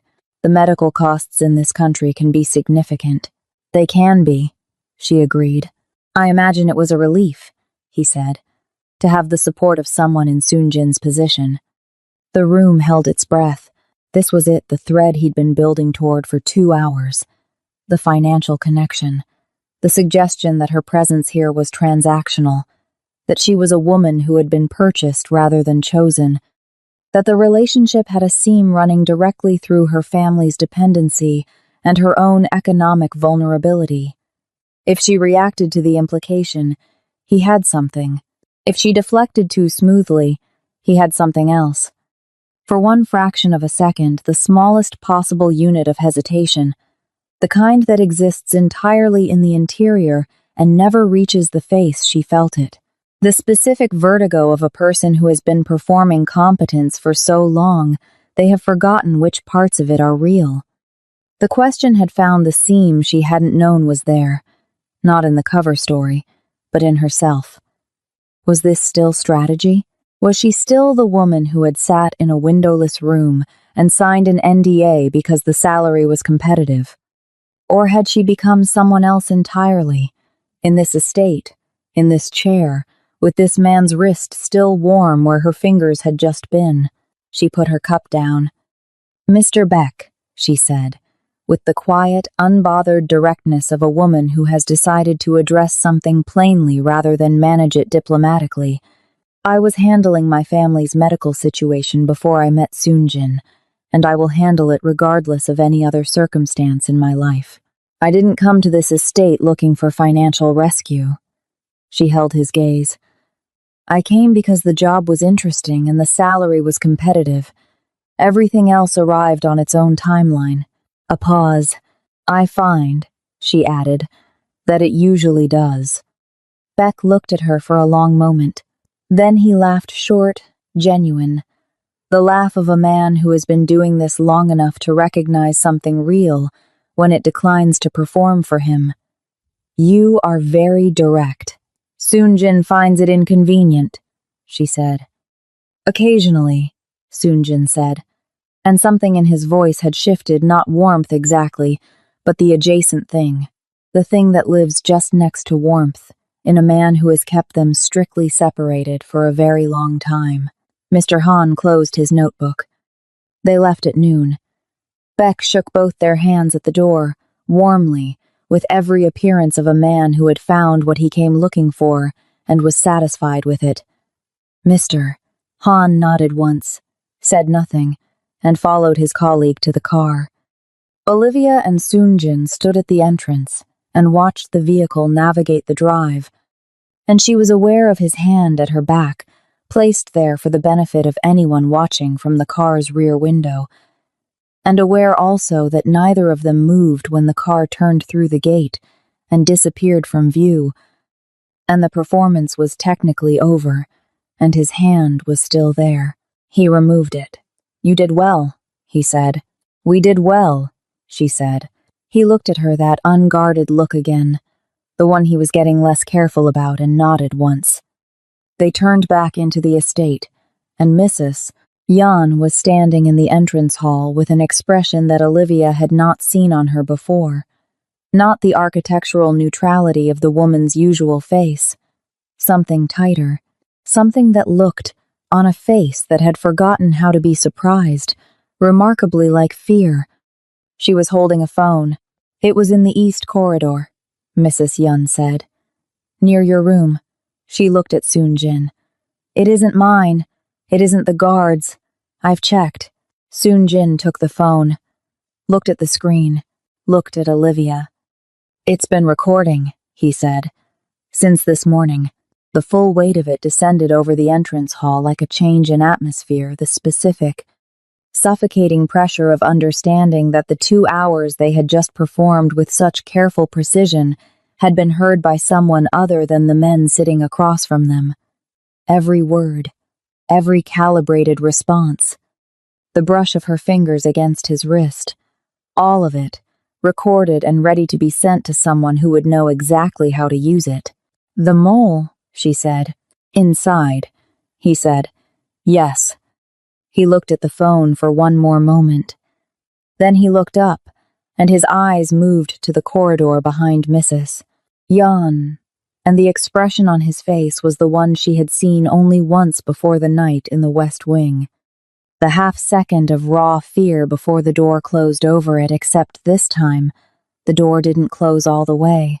It was already transmitting, he said quietly, before they arrived, which meant Choi's people had not come to investigate.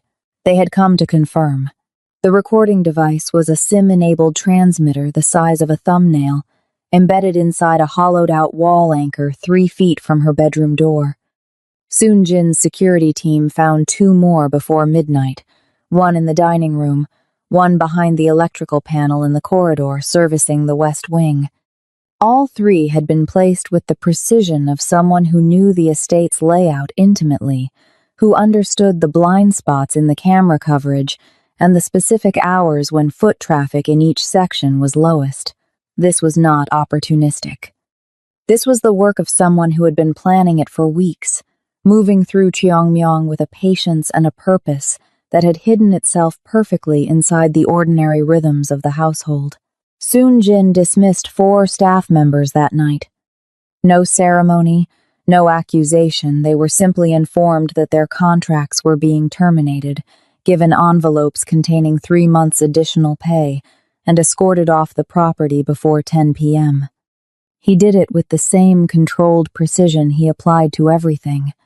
But Olivia, watching from the doorway of the study, saw the set of his shoulders and understood that each dismissal cost him something, not because he doubted the necessity, but because the necessity itself was a wound. These were people he had trusted with the architecture of a secret that could kill him. The betrayal was not just operational, it was intimate. He came back to the study afterward and stood at the window for a long time without speaking.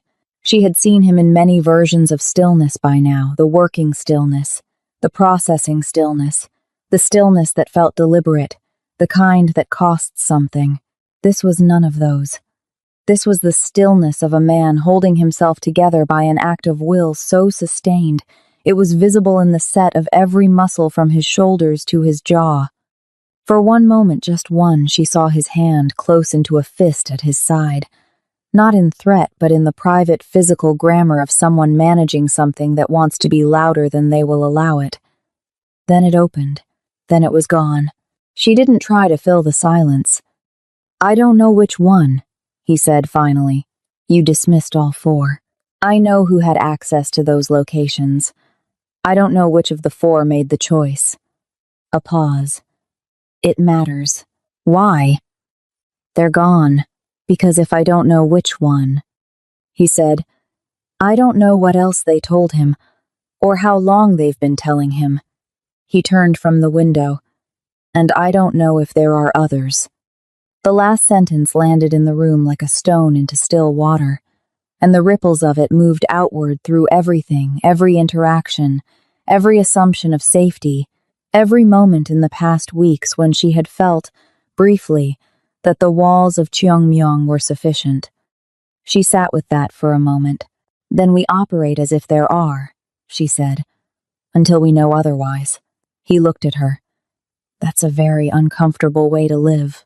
I grew up in a neighborhood where you didn't leave your door unlocked even in summer, she said. I know how to live like that. The report from Soon-jin's mole arrived 48 hours later. She delivered it in fragments, through the protocol that kept her identity protected, a series of encrypted messages routed through 3 separate cutouts, arriving over the course of 6 hours in pieces that had to be assembled in the right sequence. Soon-jin did this at the study desk, while Olivia sat across from him, and he read each fragment aloud as it arrived, which was not something she had asked him to do, which meant it was something he had decided, and she had learned by now the significance of the things he decided without being asked. Beck's report to Choi Young-soo had been classified as inconclusive. Not cleared. Not suspicious. Inconclusive, which was, as Soon-jin explained with the careful tone of a man translating dangerous information into manageable form, actually the worst possible outcome. A cleared report would have satisfied Choi. A suspicious one would have prompted an immediate move that Soon-jin could have prepared for. Inconclusive meant that Choi had a professional telling him the surface looked clean, while his instincts were telling him something else, and Choi Young-soo had not built 11 years of expanding power by ignoring his instincts. He's coming himself, Soon-jin said. He was reading the final fragment.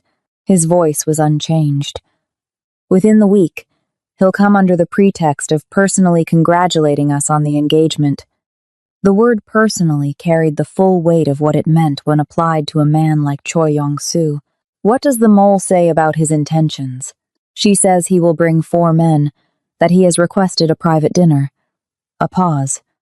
That he has told his inner circle he expects to resolve the question of the chairman's whereabouts during the visit. Resolve, she repeated. His word. She looked at the desk. At the legal pad, still sitting at the corner where they had built their fictional history 10 days ago, at the careful architecture of a life they had constructed to survive exactly this, the Supreme Elder, here, in this house, looking for the one thing they could not let him find. Then we have a week, she said. Less, probably. He'll want the element of surprise. He'll give us less notice than he's indicated. How much less? If I were him? Soon-jin considered. 2 days. The physician was also consulted, by telephone, on a separate matter, whether the chairman's current cardiac stability could support brief, slow movement through the connecting corridor in a controlled situation. The answer was yes, within strict limits. Soon-jin relayed this to Olivia without explanation. She filed it and understood, 3 days later, exactly what he had been planning for. The West Wing's biometric seal was upgraded to a 2-factor system that now required both Soon-jin's print and a 6-digit code that changed every 24 hours. The security rotation was quietly reinforced. The remaining staff moved through their work with the careful efficiency of people who could feel the altered atmosphere without knowing its source. And in the middle of all of it, something happened that Olivia had not prepared for and could not entirely account for. She and Soon-jin became, incrementally and without formal acknowledgement, a household. Not a performed one. Not the careful construction they had rehearsed for the cleaner's benefit. Something that assembled itself in the margins of the crisis, in the hours between security briefings and encrypted messages, in the ordinary texture of 2 people sharing a space under sustained pressure and discovering, against most available evidence, that they were compatible in ways that had nothing to do with strategy. She cooked on Thursdays. This had begun practically 2 of the kitchen staff had been among the 4 dismissed, and Mrs. Yun's talents ran to management rather than cuisine, and Olivia had grown up in a household where cooking was not a hobby, but a survival skill, and she was good at it, the way she was good at most things she had learned out of necessity. Soon-jin had appeared in the kitchen doorway the first Thursday, looked at what she was doing with the expression of a man encountering an unexpected variable, and sat down at the island counter without being asked, and stayed there for the full hour it took her to finish, occasionally asking questions about the process with the focused curiosity of someone who has never learned something and finds the gap interesting. He did the dishes afterward, without comment, without making a point of it. She didn't say anything about it either. She learned that he slept badly, not from anything he told her from the evidence. The light she could see under his study door at 2 and 3 in the morning, the coffee that was always already made when she came downstairs, the particular quality of his eyes on the mornings after the worst nights, still sharp, never diminished, but carrying something that looked like the accumulated weight of years of sleeping in the light. She started leaving a covered plate in the kitchen on the nights she could see his light still on something small, something that didn't require heating. She never mentioned it. He never mentioned it. The plates were always empty in the morning, the chairman noticed. "You're good for him," he told her on a Tuesday evening, in the warm, curtained room, in the tone of a man delivering a verdict he had considered carefully. "We're managing a crisis together," she said. "That's not the same as being good for someone." "Isn't it?" The old man regarded her with the patient eyes of someone who has seen enough of human behavior to know that most people's theories about their own feelings are the last thing to arrive. Crisis is when people show you who they are. It is the only reliable test. He closed his book. "What has he shown you?"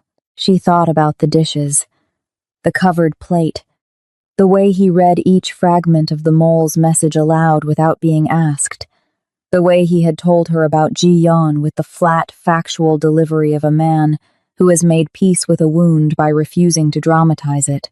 "Enough," she said. The chairman smiled. "Yes," he said. "Enough is usually how it starts." The traitor was identified in the second week. It was Mrs. Yun who found it not through surveillance, but through the particular attentiveness of a woman who had spent 19 years managing a household of dangerous men and had developed, as a survival skill, an almost architectural awareness of when something in a domestic space was slightly wrong, a pattern in the junior guard's movements, a timing that didn't align with his stated rotation. She brought it to Soon-jin without drama, in the same tone she used to report a delivery discrepancy. The guard's name was Park Seung-hyun. He had been in the estate's employ for 8 months placed, they later confirmed, 4 months before the cleaners arrived, which meant Choi had been building his access long before the emergency signal. He was 26 years old. He had a sister whose debt Choi's people had quietly purchased, which was how the leverage worked, not ideology, not money, family. Soon-jin sat with that for a long time after Mrs. Yun left. Olivia found him there an hour later and did not ask what he was thinking, because she already understood. He was thinking about the specific cruelty of a weapon built from exactly the kind of love he would have done anything to protect. Soon-jin found her in the library on a Wednesday night, 9 days after the cleaner's visit, sitting on the floor with her back against the shelves and her knees pulled up, and the particular posture of someone who has temporarily run out of the energy required to perform composure. He didn't say anything.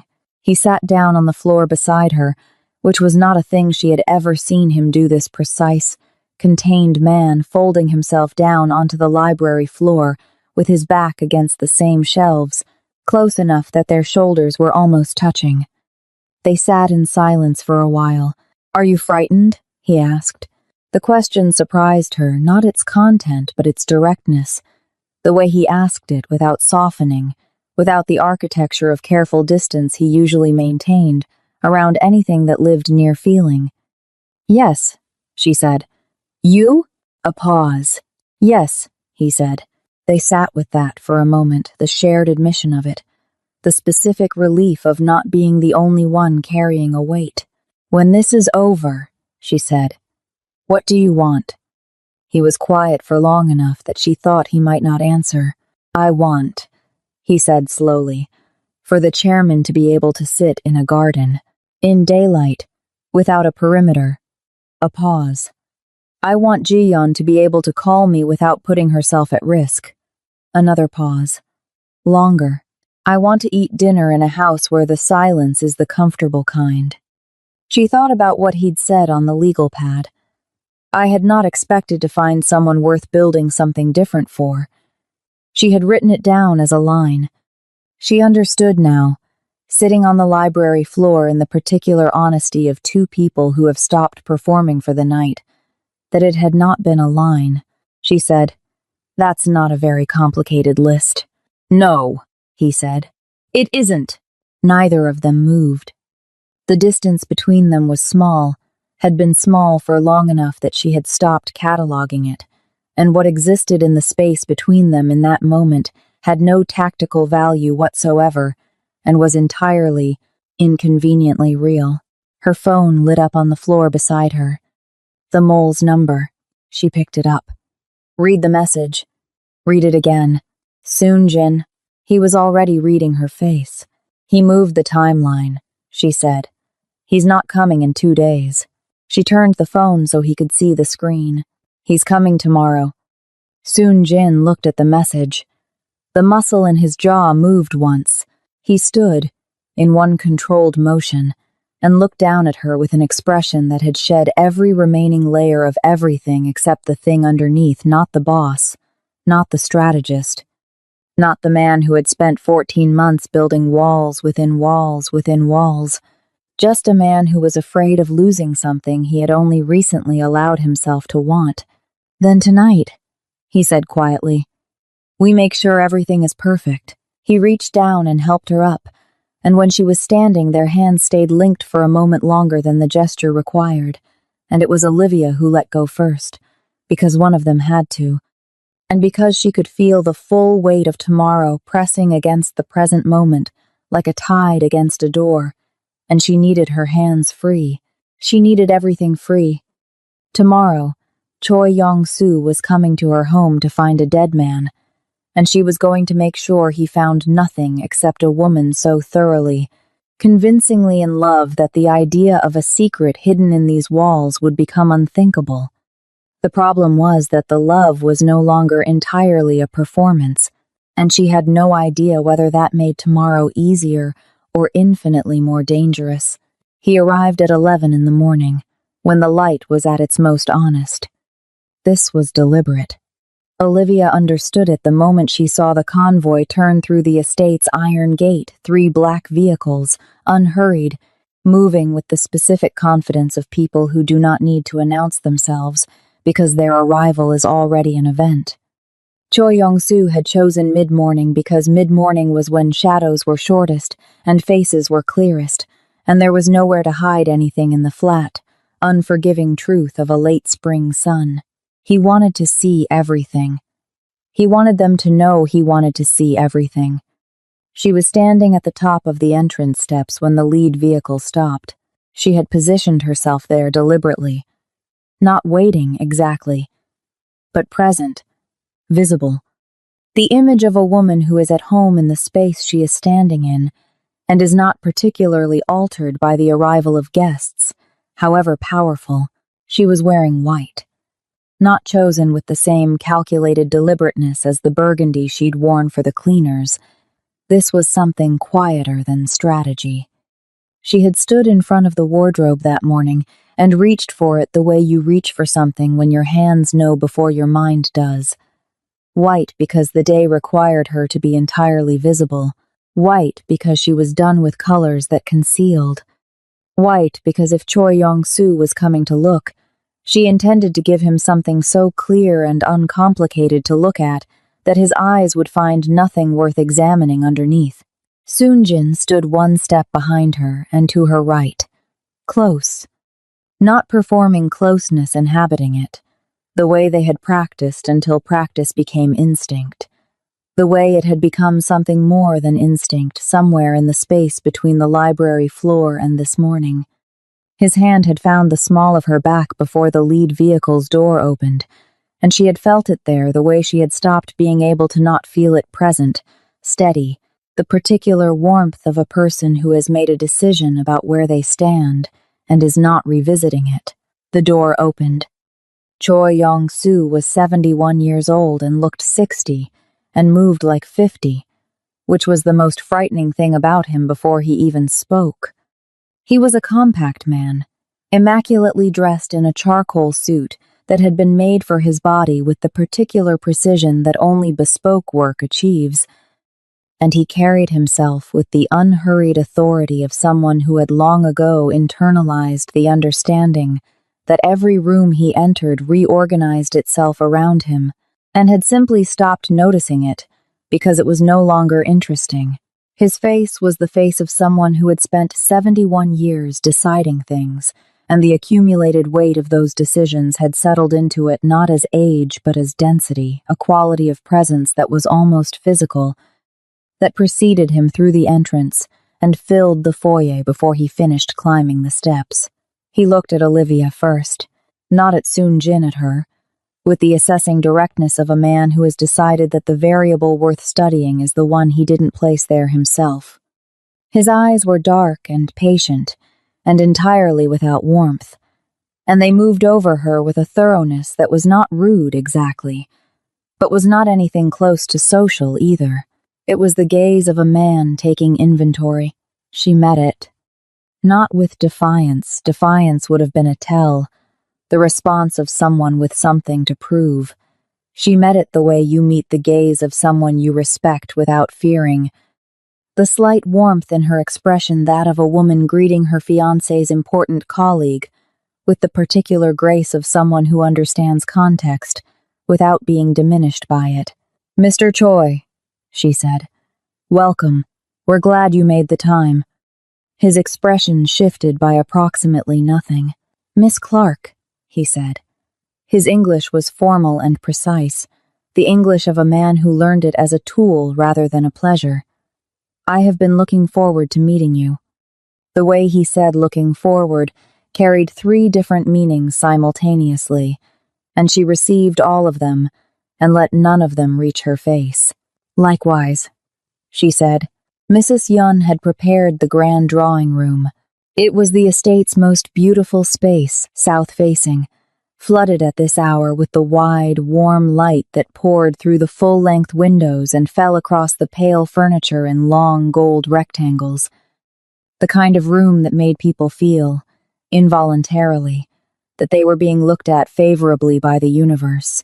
Olivia had understood for weeks that this was where it would happen, had walked through it a dozen times in the rehearsal period, mentally mapping its geometry, its sightlines, the placement of furniture that created natural conversational groupings without forcing proximity. She had also understood something else about this room, something she had not said aloud to Soon-jin, because saying it aloud would have made it a plan, and a plan could be anticipated, and an anticipated plan could be disrupted. The hallway that ran behind the room's north wall, the one visible through the secondary corridor if the connecting door was open by even 4 inches, was the route from the main house to the west wing. She needed Choi's attention in this room and nowhere else. They sat. Choi took the chair that faced the most light, which meant he had studied the room's layout before arriving, which meant he had a floor plan, which meant his intelligence on the estate was more detailed than they had assumed. Soon-jin's expression did not change when he saw which chair Choi chose. Olivia, sitting beside Soon-jin on the settee that faced it, registered this and recalibrated and continued. The 4 men Choi had brought remained standing, 2 at the entrance to the room, 2 she could feel without seeing, positioned somewhere behind her in the architectural blind spot that the room's east alcove created. She did not turn to look. Turning to look was what a person with something to hide would do. "The estate is as beautiful as I remember," Choi said. He accepted tea from Mrs. Yun without looking at her, his eyes making a slow tour of the room's details, the art, the shelving, the windows, the secondary corridor door, which was closed. "You've made changes." "Olivia has a perspective on spaces," Soon-jin said. "I've found it worthwhile to listen to it." Choi's eyes moved to her. "Is that so?" "I grew up in a house where every room had a purpose," she said. I tend to notice when a space isn't being used as well as it could be. And this space? He gestured at the room around them. Needed light, she said simply. It had beautiful bones. It just needed someone to open it up. Choi looked at the windows, looked at the light. Yes, he said, after a moment. I can see that. The first 20 minutes were almost civilized. Choi asked about the engagement with the surface interest of a man fulfilling a social obligation, and they answered with the ease of people telling a story they have told before, Soonjin adding detail where she left space. Olivia picking up threads he left hanging, the conversational architecture of two people who listen to each other because they have learned that the other person will not leave them unsupported. She noticed Choi noticing this. He was watching the way she watched Soonjin. Not checking, genuinely watching, the involuntary orientation of someone for whom that face had become, over weeks of shared wait and library floors and covered plates of food, a source of information more reliable than any other in the room. She let him see it. She let him see exactly as much as she needed him to see, which was all of it. Because the thing about genuine feeling is that you cannot manufacture it more convincingly than it actually exists. And what existed between her and Soonjin in this room, in this moment, was real enough to survive any scrutiny Choi Yong-soo could apply. The pressure arrived at the 40-minute mark, and it arrived without warning, which was how she knew it had been prepared in advance. I understand, Choi said, setting down his tea with the unhurried precision of a man who has decided to stop with the surface layer, that you've had some structural work done to the west section of the estate. The room's temperature did not change. The light continued its patient transit across the floor. Soonjin reached for his own cup with the same steady movement he would have used if the sentence had been about the weather. Ongoing, he said. It's been a longer project than anticipated. These things always are. Choi's eyes moved to Olivia. Has it been disruptive to the household? Less than you'd think, she said. The East Wing is entirely self-contained. We've barely noticed. You don't find the restriction uncomfortable? Certain parts of your own home being inaccessible? I find it practical, she said. A construction zone is a construction zone. There's no point going somewhere that isn't ready to be seen yet. She met his eyes with the calm of someone making a completely unremarkable point. Everything worth being in is on this side of the house. Choi held her gaze. You are very comfortable here, he said. It's my home, she said. For how long? The question landed with its full barb visible. How long have you been here? How long could you have been here before the timeline in Bake's report? Whether the story of 8 months of careful courtship matches the ease of a woman who uses the word home with the unthinking ownership of someone for whom it is simply true, she turned to Soonjin. The turn was not a deflection. It was the natural movement of a woman, including her partner, in a reflection about their shared life. But the look she gave him was not the rehearsed look, not the calibrated warmth they had practiced in the drawing room and the foyer and the garden terrace. It was the look from the library floor. It was the look of a woman who has sat beside someone in the dark and heard them say, I want a silence that is the comfortable kind, and understood that she was already inside that sentence. She hadn't planned to give him that look. She gave it to him anyway. Something moved across Soonjin's face fast, almost imperceptible, the movement of a man receiving something he had not allowed himself to expect. His hand, resting on the settee between them, shifted the distance of approximately 1 inch toward her. She felt it like a change in gravity.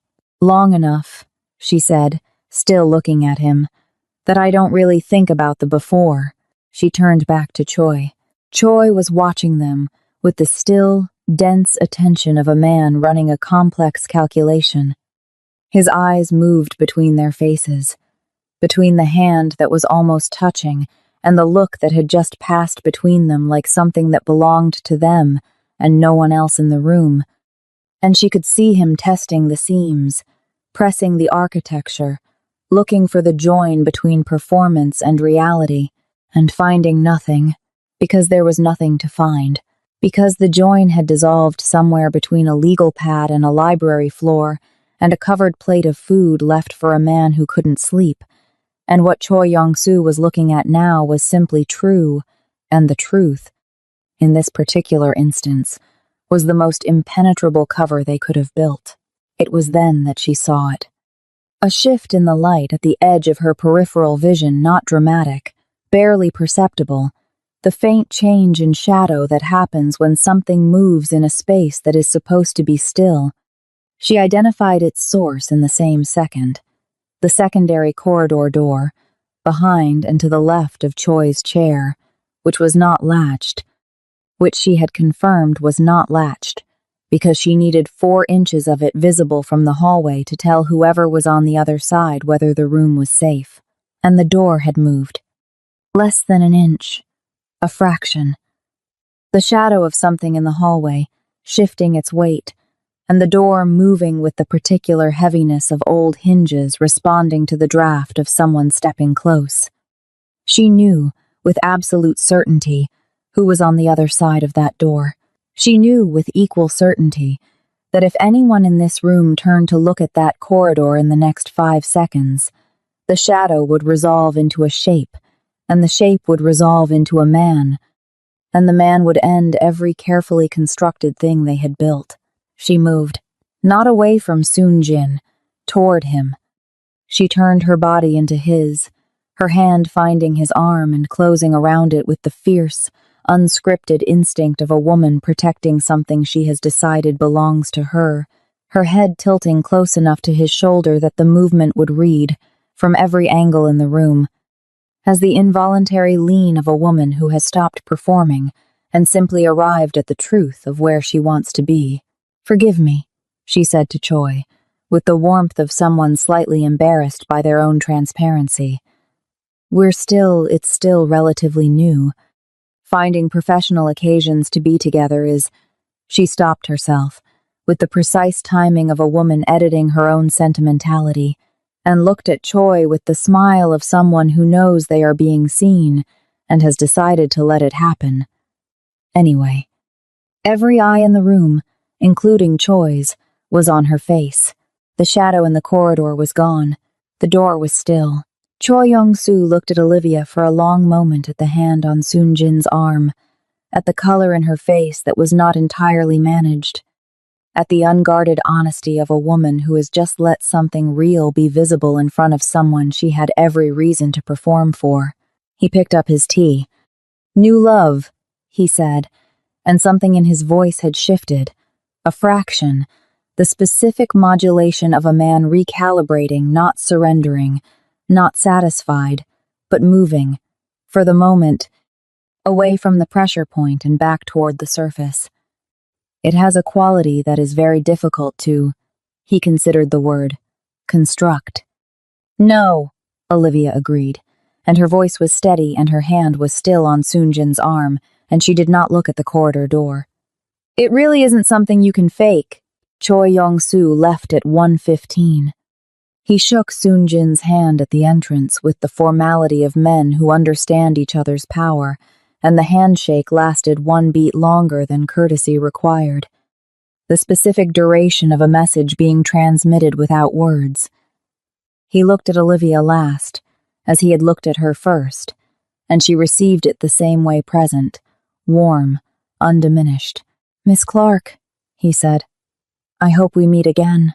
"I'm sure we will," she said. The convoy moved through the gate. She and Soon Jin stood at the entrance and neither of them spoke until the last vehicle disappeared. And then he turned to look at her, and she turned to look at him, and between them was the full accumulated weight of everything that had just happened.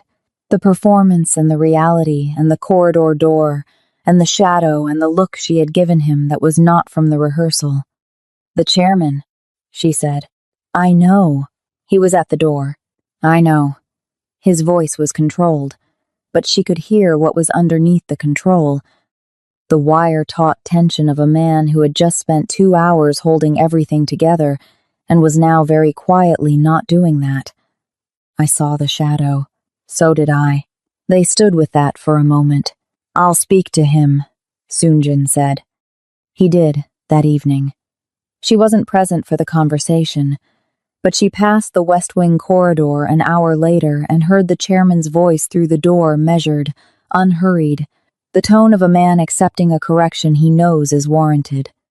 The following morning, the chairman told her, I misjudged the distance between safety and visibility.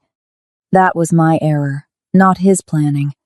He said it with the directness of a man who has spent a long time being the one making the corrections and finds the reversal instructive rather than humbling. He is very precise, that boy. A pause. So are you when it matters. You moved, she said. Yes, he said. It was foolish. I needed to see. I needed to know whether it was working, whether you were safe. He looked at his hands. Old habit. Protecting from the wrong end of the room. She sat with that for a moment. It worked, she said. We were safe. Yes, he said quietly. I could see that too. She and Soonjin stood at the entrance, and neither of them spoke again until Mrs. Yun appeared behind them, and the look on her face was the one Olivia had learned to read as the precursor to information that required sitting down to receive. What? Soonjin said. The mole, Mrs. Yun said. She's been trying to reach you for the past hour. She held out the phone. On the screen was a message. 6 words, and Olivia read them and felt the estate's solid ground shift beneath her feet. Choi knows. He never doubted it. This was a warning visit he wants Soonjin to know that he knows, and he wants to watch what Soonjin does next. He's not leaving. He's waiting. The 6 words changed everything. Not the shape of the threat that had been the same since the beginning, since the night Olivia had pressed her palm to a biometric reader that should have refused her and found a dead man in a warm room with books. The threat had always been Choi Young-soo. The threat had always been absolute. What changed was the nature of the game they were playing, because they had been playing a game of concealment.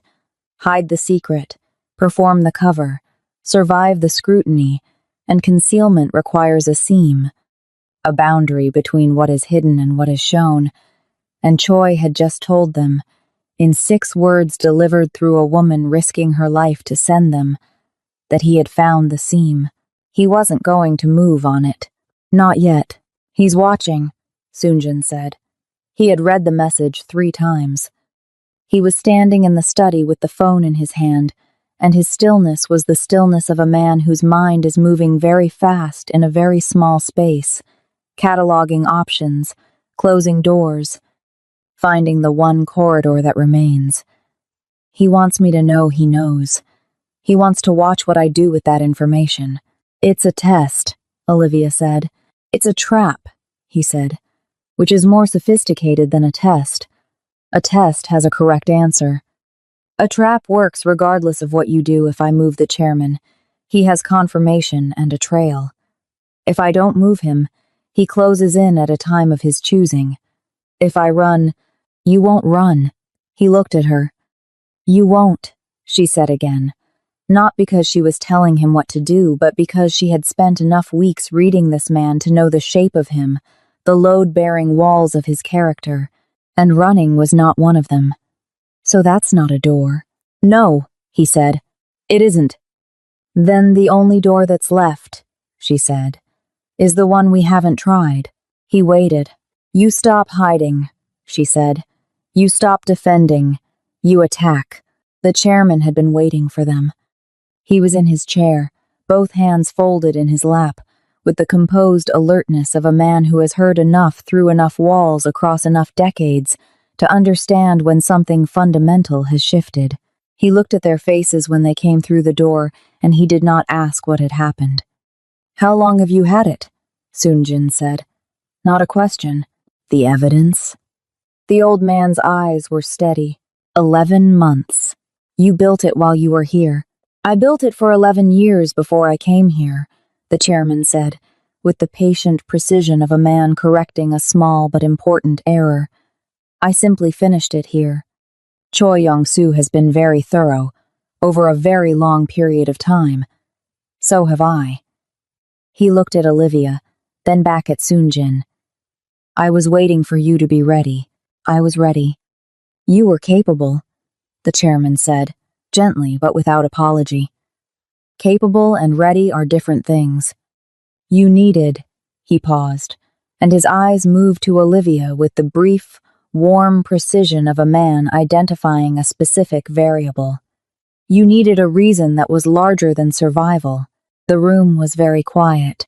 Show me, Soonjin said. What Chairman Park Do-yeon had built over 11 years was not a weapon. It was an architecture of consequence, financial records, communications, testimonies from men who had spent years inside Choi's operation and had been, quietly, over a very long period, cultivated by the chairman into sources, transaction records linking Choi's legitimate business interests to the syndicate's most significant crimes. Evidence of the 11 deaths that had followed the chairman's staged assassination, each one documented with the specificity that only someone with inside knowledge could provide. Political connections laid bare the officials Choi had purchased, the judiciary he had compromised, the layer of legal protection he had constructed over decades to make himself untouchable. He was not untouchable. He had simply never encountered someone who had been collecting the receipts since the beginning. This goes to the press, Olivia said, moving through the documents spread across the study desk, her mind assembling the structure of it with the focused speed of someone who has spent her entire adult life finding the load-bearing points of complicated systems. Not one outlet. Simultaneously. Every major publication, every relevant jurisdiction, Korea, Japan, the EU contacts you have here. If it goes simultaneously, Soonjin said, he can't suppress it. He can kill a story at one outlet. He can't kill it at 11. 12, she said. I have a contact at an international financial crimes desk. She's been building a Choi-adjacent story for 2 years. This gives her the center of it. Both men looked at her. I've been sitting in this estate for 6 weeks, she said, without looking up from the documents. I've been paying attention. The chairman made a sound that was, unmistakably, a laugh. The preparation took 3 weeks. 3 weeks of the most disciplined, sustained work Olivia had ever done, and she had once kept her family financially solvent while studying for professional certifications on 4 hours of sleep. So the bar was not low. She and Soonjin worked at the study desk for 8, 10, 12 hours at a stretch, building the distribution architecture, the contacts, the sequencing, the legal frameworks in each jurisdiction that would prevent Choi from using his existing protections, to shut it down before it took root. The chairman worked from the West Wing, going through his own records with the methodical thoroughness of someone who has been waiting a long time for the moment to use them and intends to use them correctly. Mrs. Yun brought food at regular intervals and did not ask questions. The traitor was identified in the 2nd week. It was Mrs. Yun who found it not through surveillance but through the particular attentiveness of a woman who had spent 19 years managing a household of dangerous men and had developed, as a survival skill, an almost architectural awareness of when something in a domestic space was slightly wrong, a pattern in the junior guard's movements, a timing that didn't align with his stated rotation. She brought it to Soonjin without drama, in the same tone she used to report a delivery discrepancy. The guard's name was Park Sung-hyun. He had been in the estate's employ for 8 months placed, they later confirmed, 4 months before the cleaners arrived, which meant Choi had been building his access long before the emergency signal. He was 26 years old. He had a sister whose debt Choi's people had quietly purchased, which was how the leverage worked. Not ideology, not money. Family. Soonjin sat with that for a long time after Mrs. Yun left. Olivia found him there an hour later and did not ask what he was thinking, because she already understood. He was thinking about the specific cruelty of a weapon built from exactly the kind of love he would have done anything to protect. The mole went quiet, which was the agreed signal for he is watching more carefully. Assume everything is observed and they adjusted accordingly, maintaining the surface of the household's ordinary rhythms, while the real work happened in the study with the door closed, and nothing digital touching anything that could be intercepted. They slept badly and worked constantly, and somewhere in the sustained intensity of those 3 weeks, the thing between them that had been building since a library floor and a covered plate of food completed itself without taint. Announcement. The way a structure completes itself when the last piece is placed not with drama, but with the simple, solid recognition of something that was always going to be this shape. He told her about Gian on a Tuesday at 2 a.m, over cold coffee and documents the full version, not the edited summary she'd received before, but the real one, the weight of it. The specific texture of a choice made years ago to protect someone by disappearing from their life, and the cost of that choice every day since. He told her the way he told her most things now directly, without performance, in the flat, honest register of a man who has decided that a particular person deserves the unmanaged version. She told him about her father, who had left when she was 9 and had not been a villain, just a man who could not hold the weight of a life that required more than he had, and how she had spent 20 years building herself into a person who would never require that decision of anyone, who would never need someone so much that their leaving would be catastrophic, and how that project, that carefully maintained hyper-independence, had begun to feel less like strength and more like a habit she'd outgrown. He listened the way he listened to everything completely, without interjection, with the focused attention of someone treating what they're being told as important. When she finished, he said, "You can need things. It's allowed."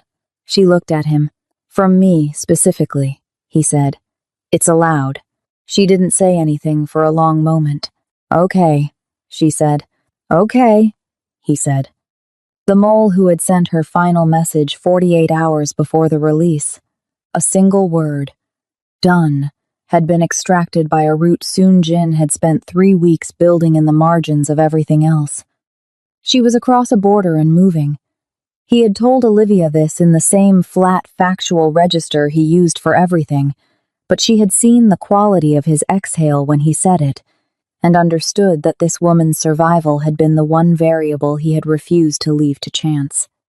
The release happened on a Thursday morning in early autumn, when the light through the south-facing windows was the amber gold of a season turning, and Olivia sat at the study desk and watched 12 browser tabs refresh simultaneously and felt the specific sensation of a structure she had helped build beginning to bear weight.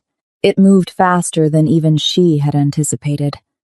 The financial crimes desk broke first, with a piece so comprehensively documented that the other outlets followed within hours, each adding their own dimension of the evidence package, until what had been a story became a deluge, the kind of coverage that creates its own momentum, that cannot be suppressed, because suppressing one part only amplifies another, that arrives so fully formed and so multiply-sourced that the target has no single point to attack.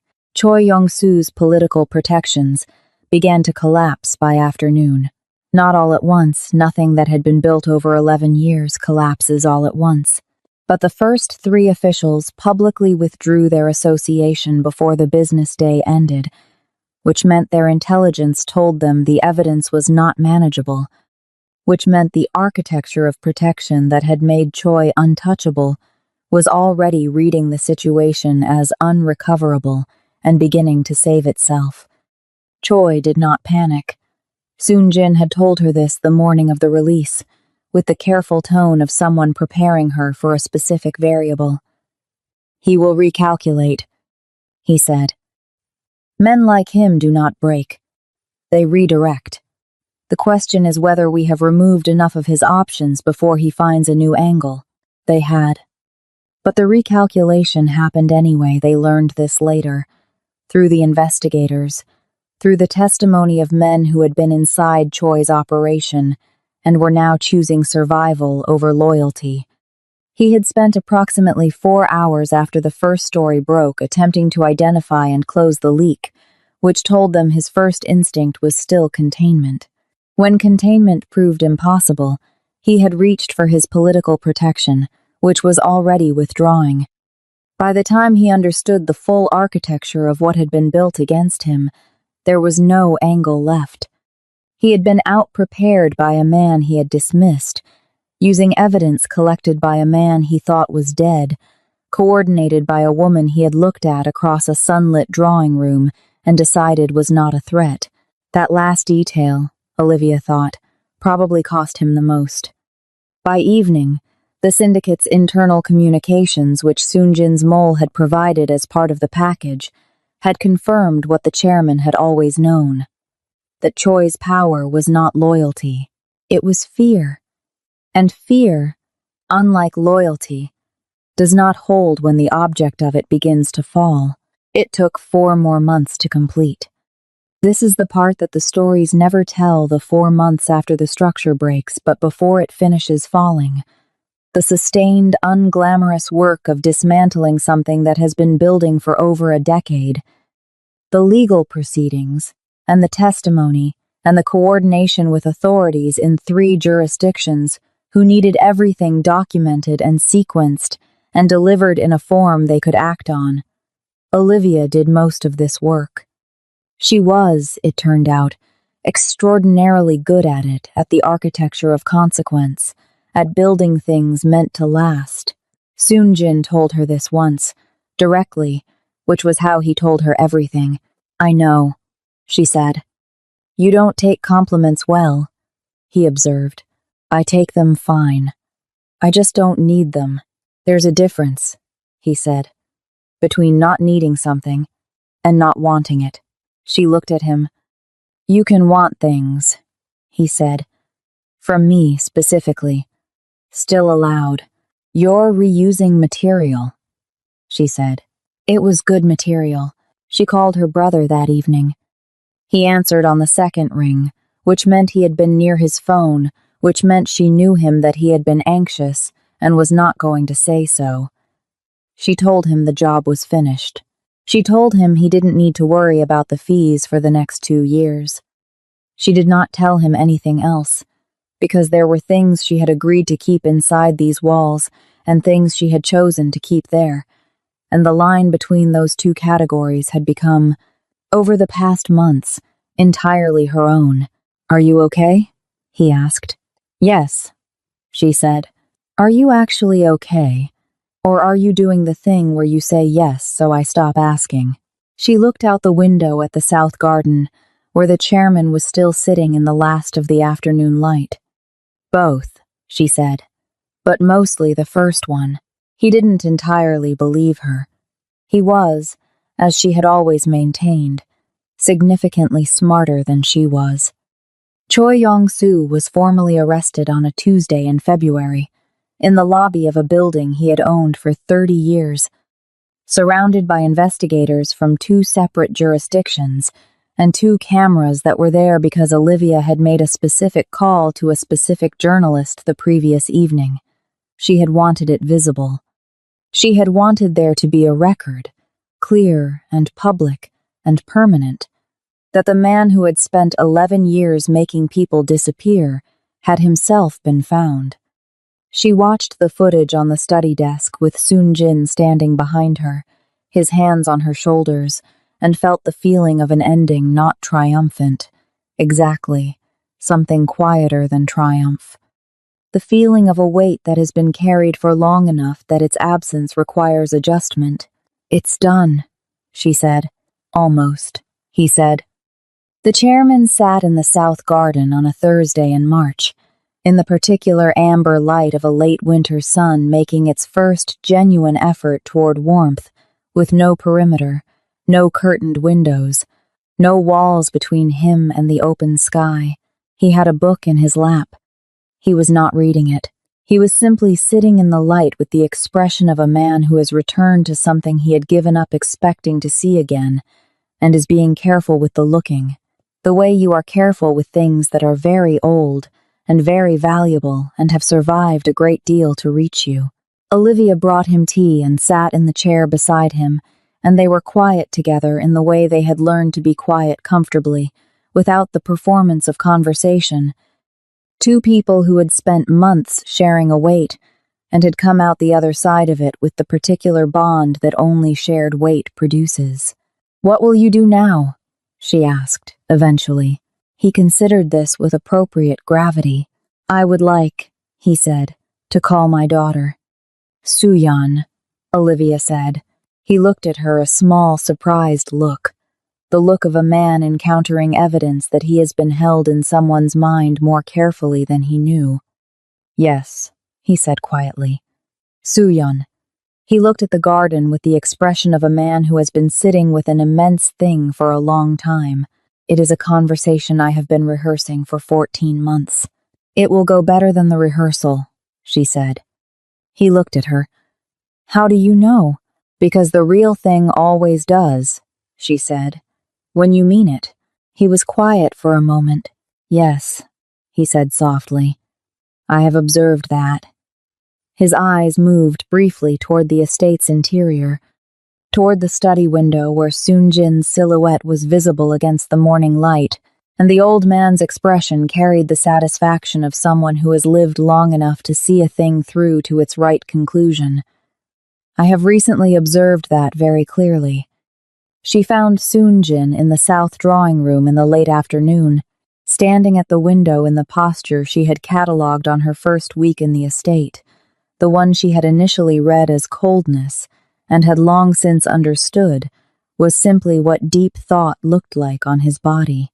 The light was the best light of the day at this hour, the low western sun turning the room to gold, and he was standing in it without seeming to notice it, which was entirely characteristic. He turned from the window. She was already watching him, had been, she realized, for longer than the moment required. Outside, the garden was quiet, the early spring beginning its slow work on the grounds, the first suggestions of green pushing through the pale beds that ran along the south wall. The perimeter was visible from here, the iron fence, the gate, the road beyond it. No convoy, no cleaners, no weight of observed scrutiny pressing against the walls from the outside. Just the ordinary world, going about its business, indifferent and unhurried. "It's quiet," she said. "Yes, the comfortable kind." Between them was everything. The legal pad and the library floor and the corridor door and the shadow, the covered plates, and the 2 a.m. Conversations and the look she had given him that wasn't from the rehearsal, and had not been from the rehearsal even then. The whole accumulated weight of a life built under pressure that had turned out, improbably, to be exactly the right conditions for building something real. "I want to call Ji-yeon," he said. "I know. I don't know how to begin that conversation." "Yes, you do," she said. "You begin it the way you begin everything. Directly, without performance." He looked at her. "And then," she said, "you let her be angry, and you tell her the truth, and eventually you get to the part where she forgives you, because she will, because you're worth forgiving." He was quiet for a moment. "How do you know?" he said. She looked at him in the gold light of the room they had fought to keep, in the estate that had stopped being a cage and become somewhere between the fear and the work and the truth of two people choosing each other in the only way that counts deliberately, with full knowledge of the cost, something that deserved the name it had always been given. "Because I know you," she said. He reached out and took her hand, unhurried, in the way of someone who has stopped treating what they want as a risk to be managed, and held it in the sunlight. "Stay," he said. "Not a contract. Not a transaction. Just the word, offered plainly, by a man who had spent 14 months building walls and had finally, in the company of a woman who had walked through every one of them, run out of reasons to keep building. She looked at him for a long moment. She looked at the garden, the light, the gate standing open onto a world that was no longer hunting them. She looked at his hand in hers. "I was never leaving," she said. Outside, somewhere in the south garden, the chairman laughed, a sound so unexpected, so unguarded, so entirely free, that it traveled through the open window and filled the room, and she felt Soonjin's hand tighten around hers, and she knew, with the certainty of something that had stopped being a decision and simply become true, that the silence of Cheongmyeong had finally, at last, become the comfortable kind. Her phone buzzed. She almost didn't check it. She was standing in the gold light with his hand in hers, and the garden was quiet, and the chairman was laughing, and the world, for the first time in months, felt like something she did not need to survive. She checked it. The number was one she didn't recognize. Not the mole's protocol, a different architecture entirely. Clean and direct, and carrying in its very formatting the signature of someone who knew exactly what they were doing. One line. Choi had a son. He's been waiting, and he has Jeon's address. She read it twice. She looked up at Soonjin. His face told her he had already felt the change in her hand. "What?" he said. She turned the phone, and the sunlit room, for just a moment, went very still. He had built walls to survive. She had walked through them without permission, and now, for the first time, he had something worth losing. Choi had a son, and he has been watching this entire time. If you need to know whether Jiyeon makes it out, subscribe, and turn on notifications. The next chapter is coming, and it will not wait for you. Drop a comment. Do you think what Olivia and Soonjin built inside these walls is strong enough to survive what's coming through the gate? Like this video if you've been here since the scarlet dress. The truth about who's really been watching Cheongmyeong and for how long drops in the next episode. Don't miss it.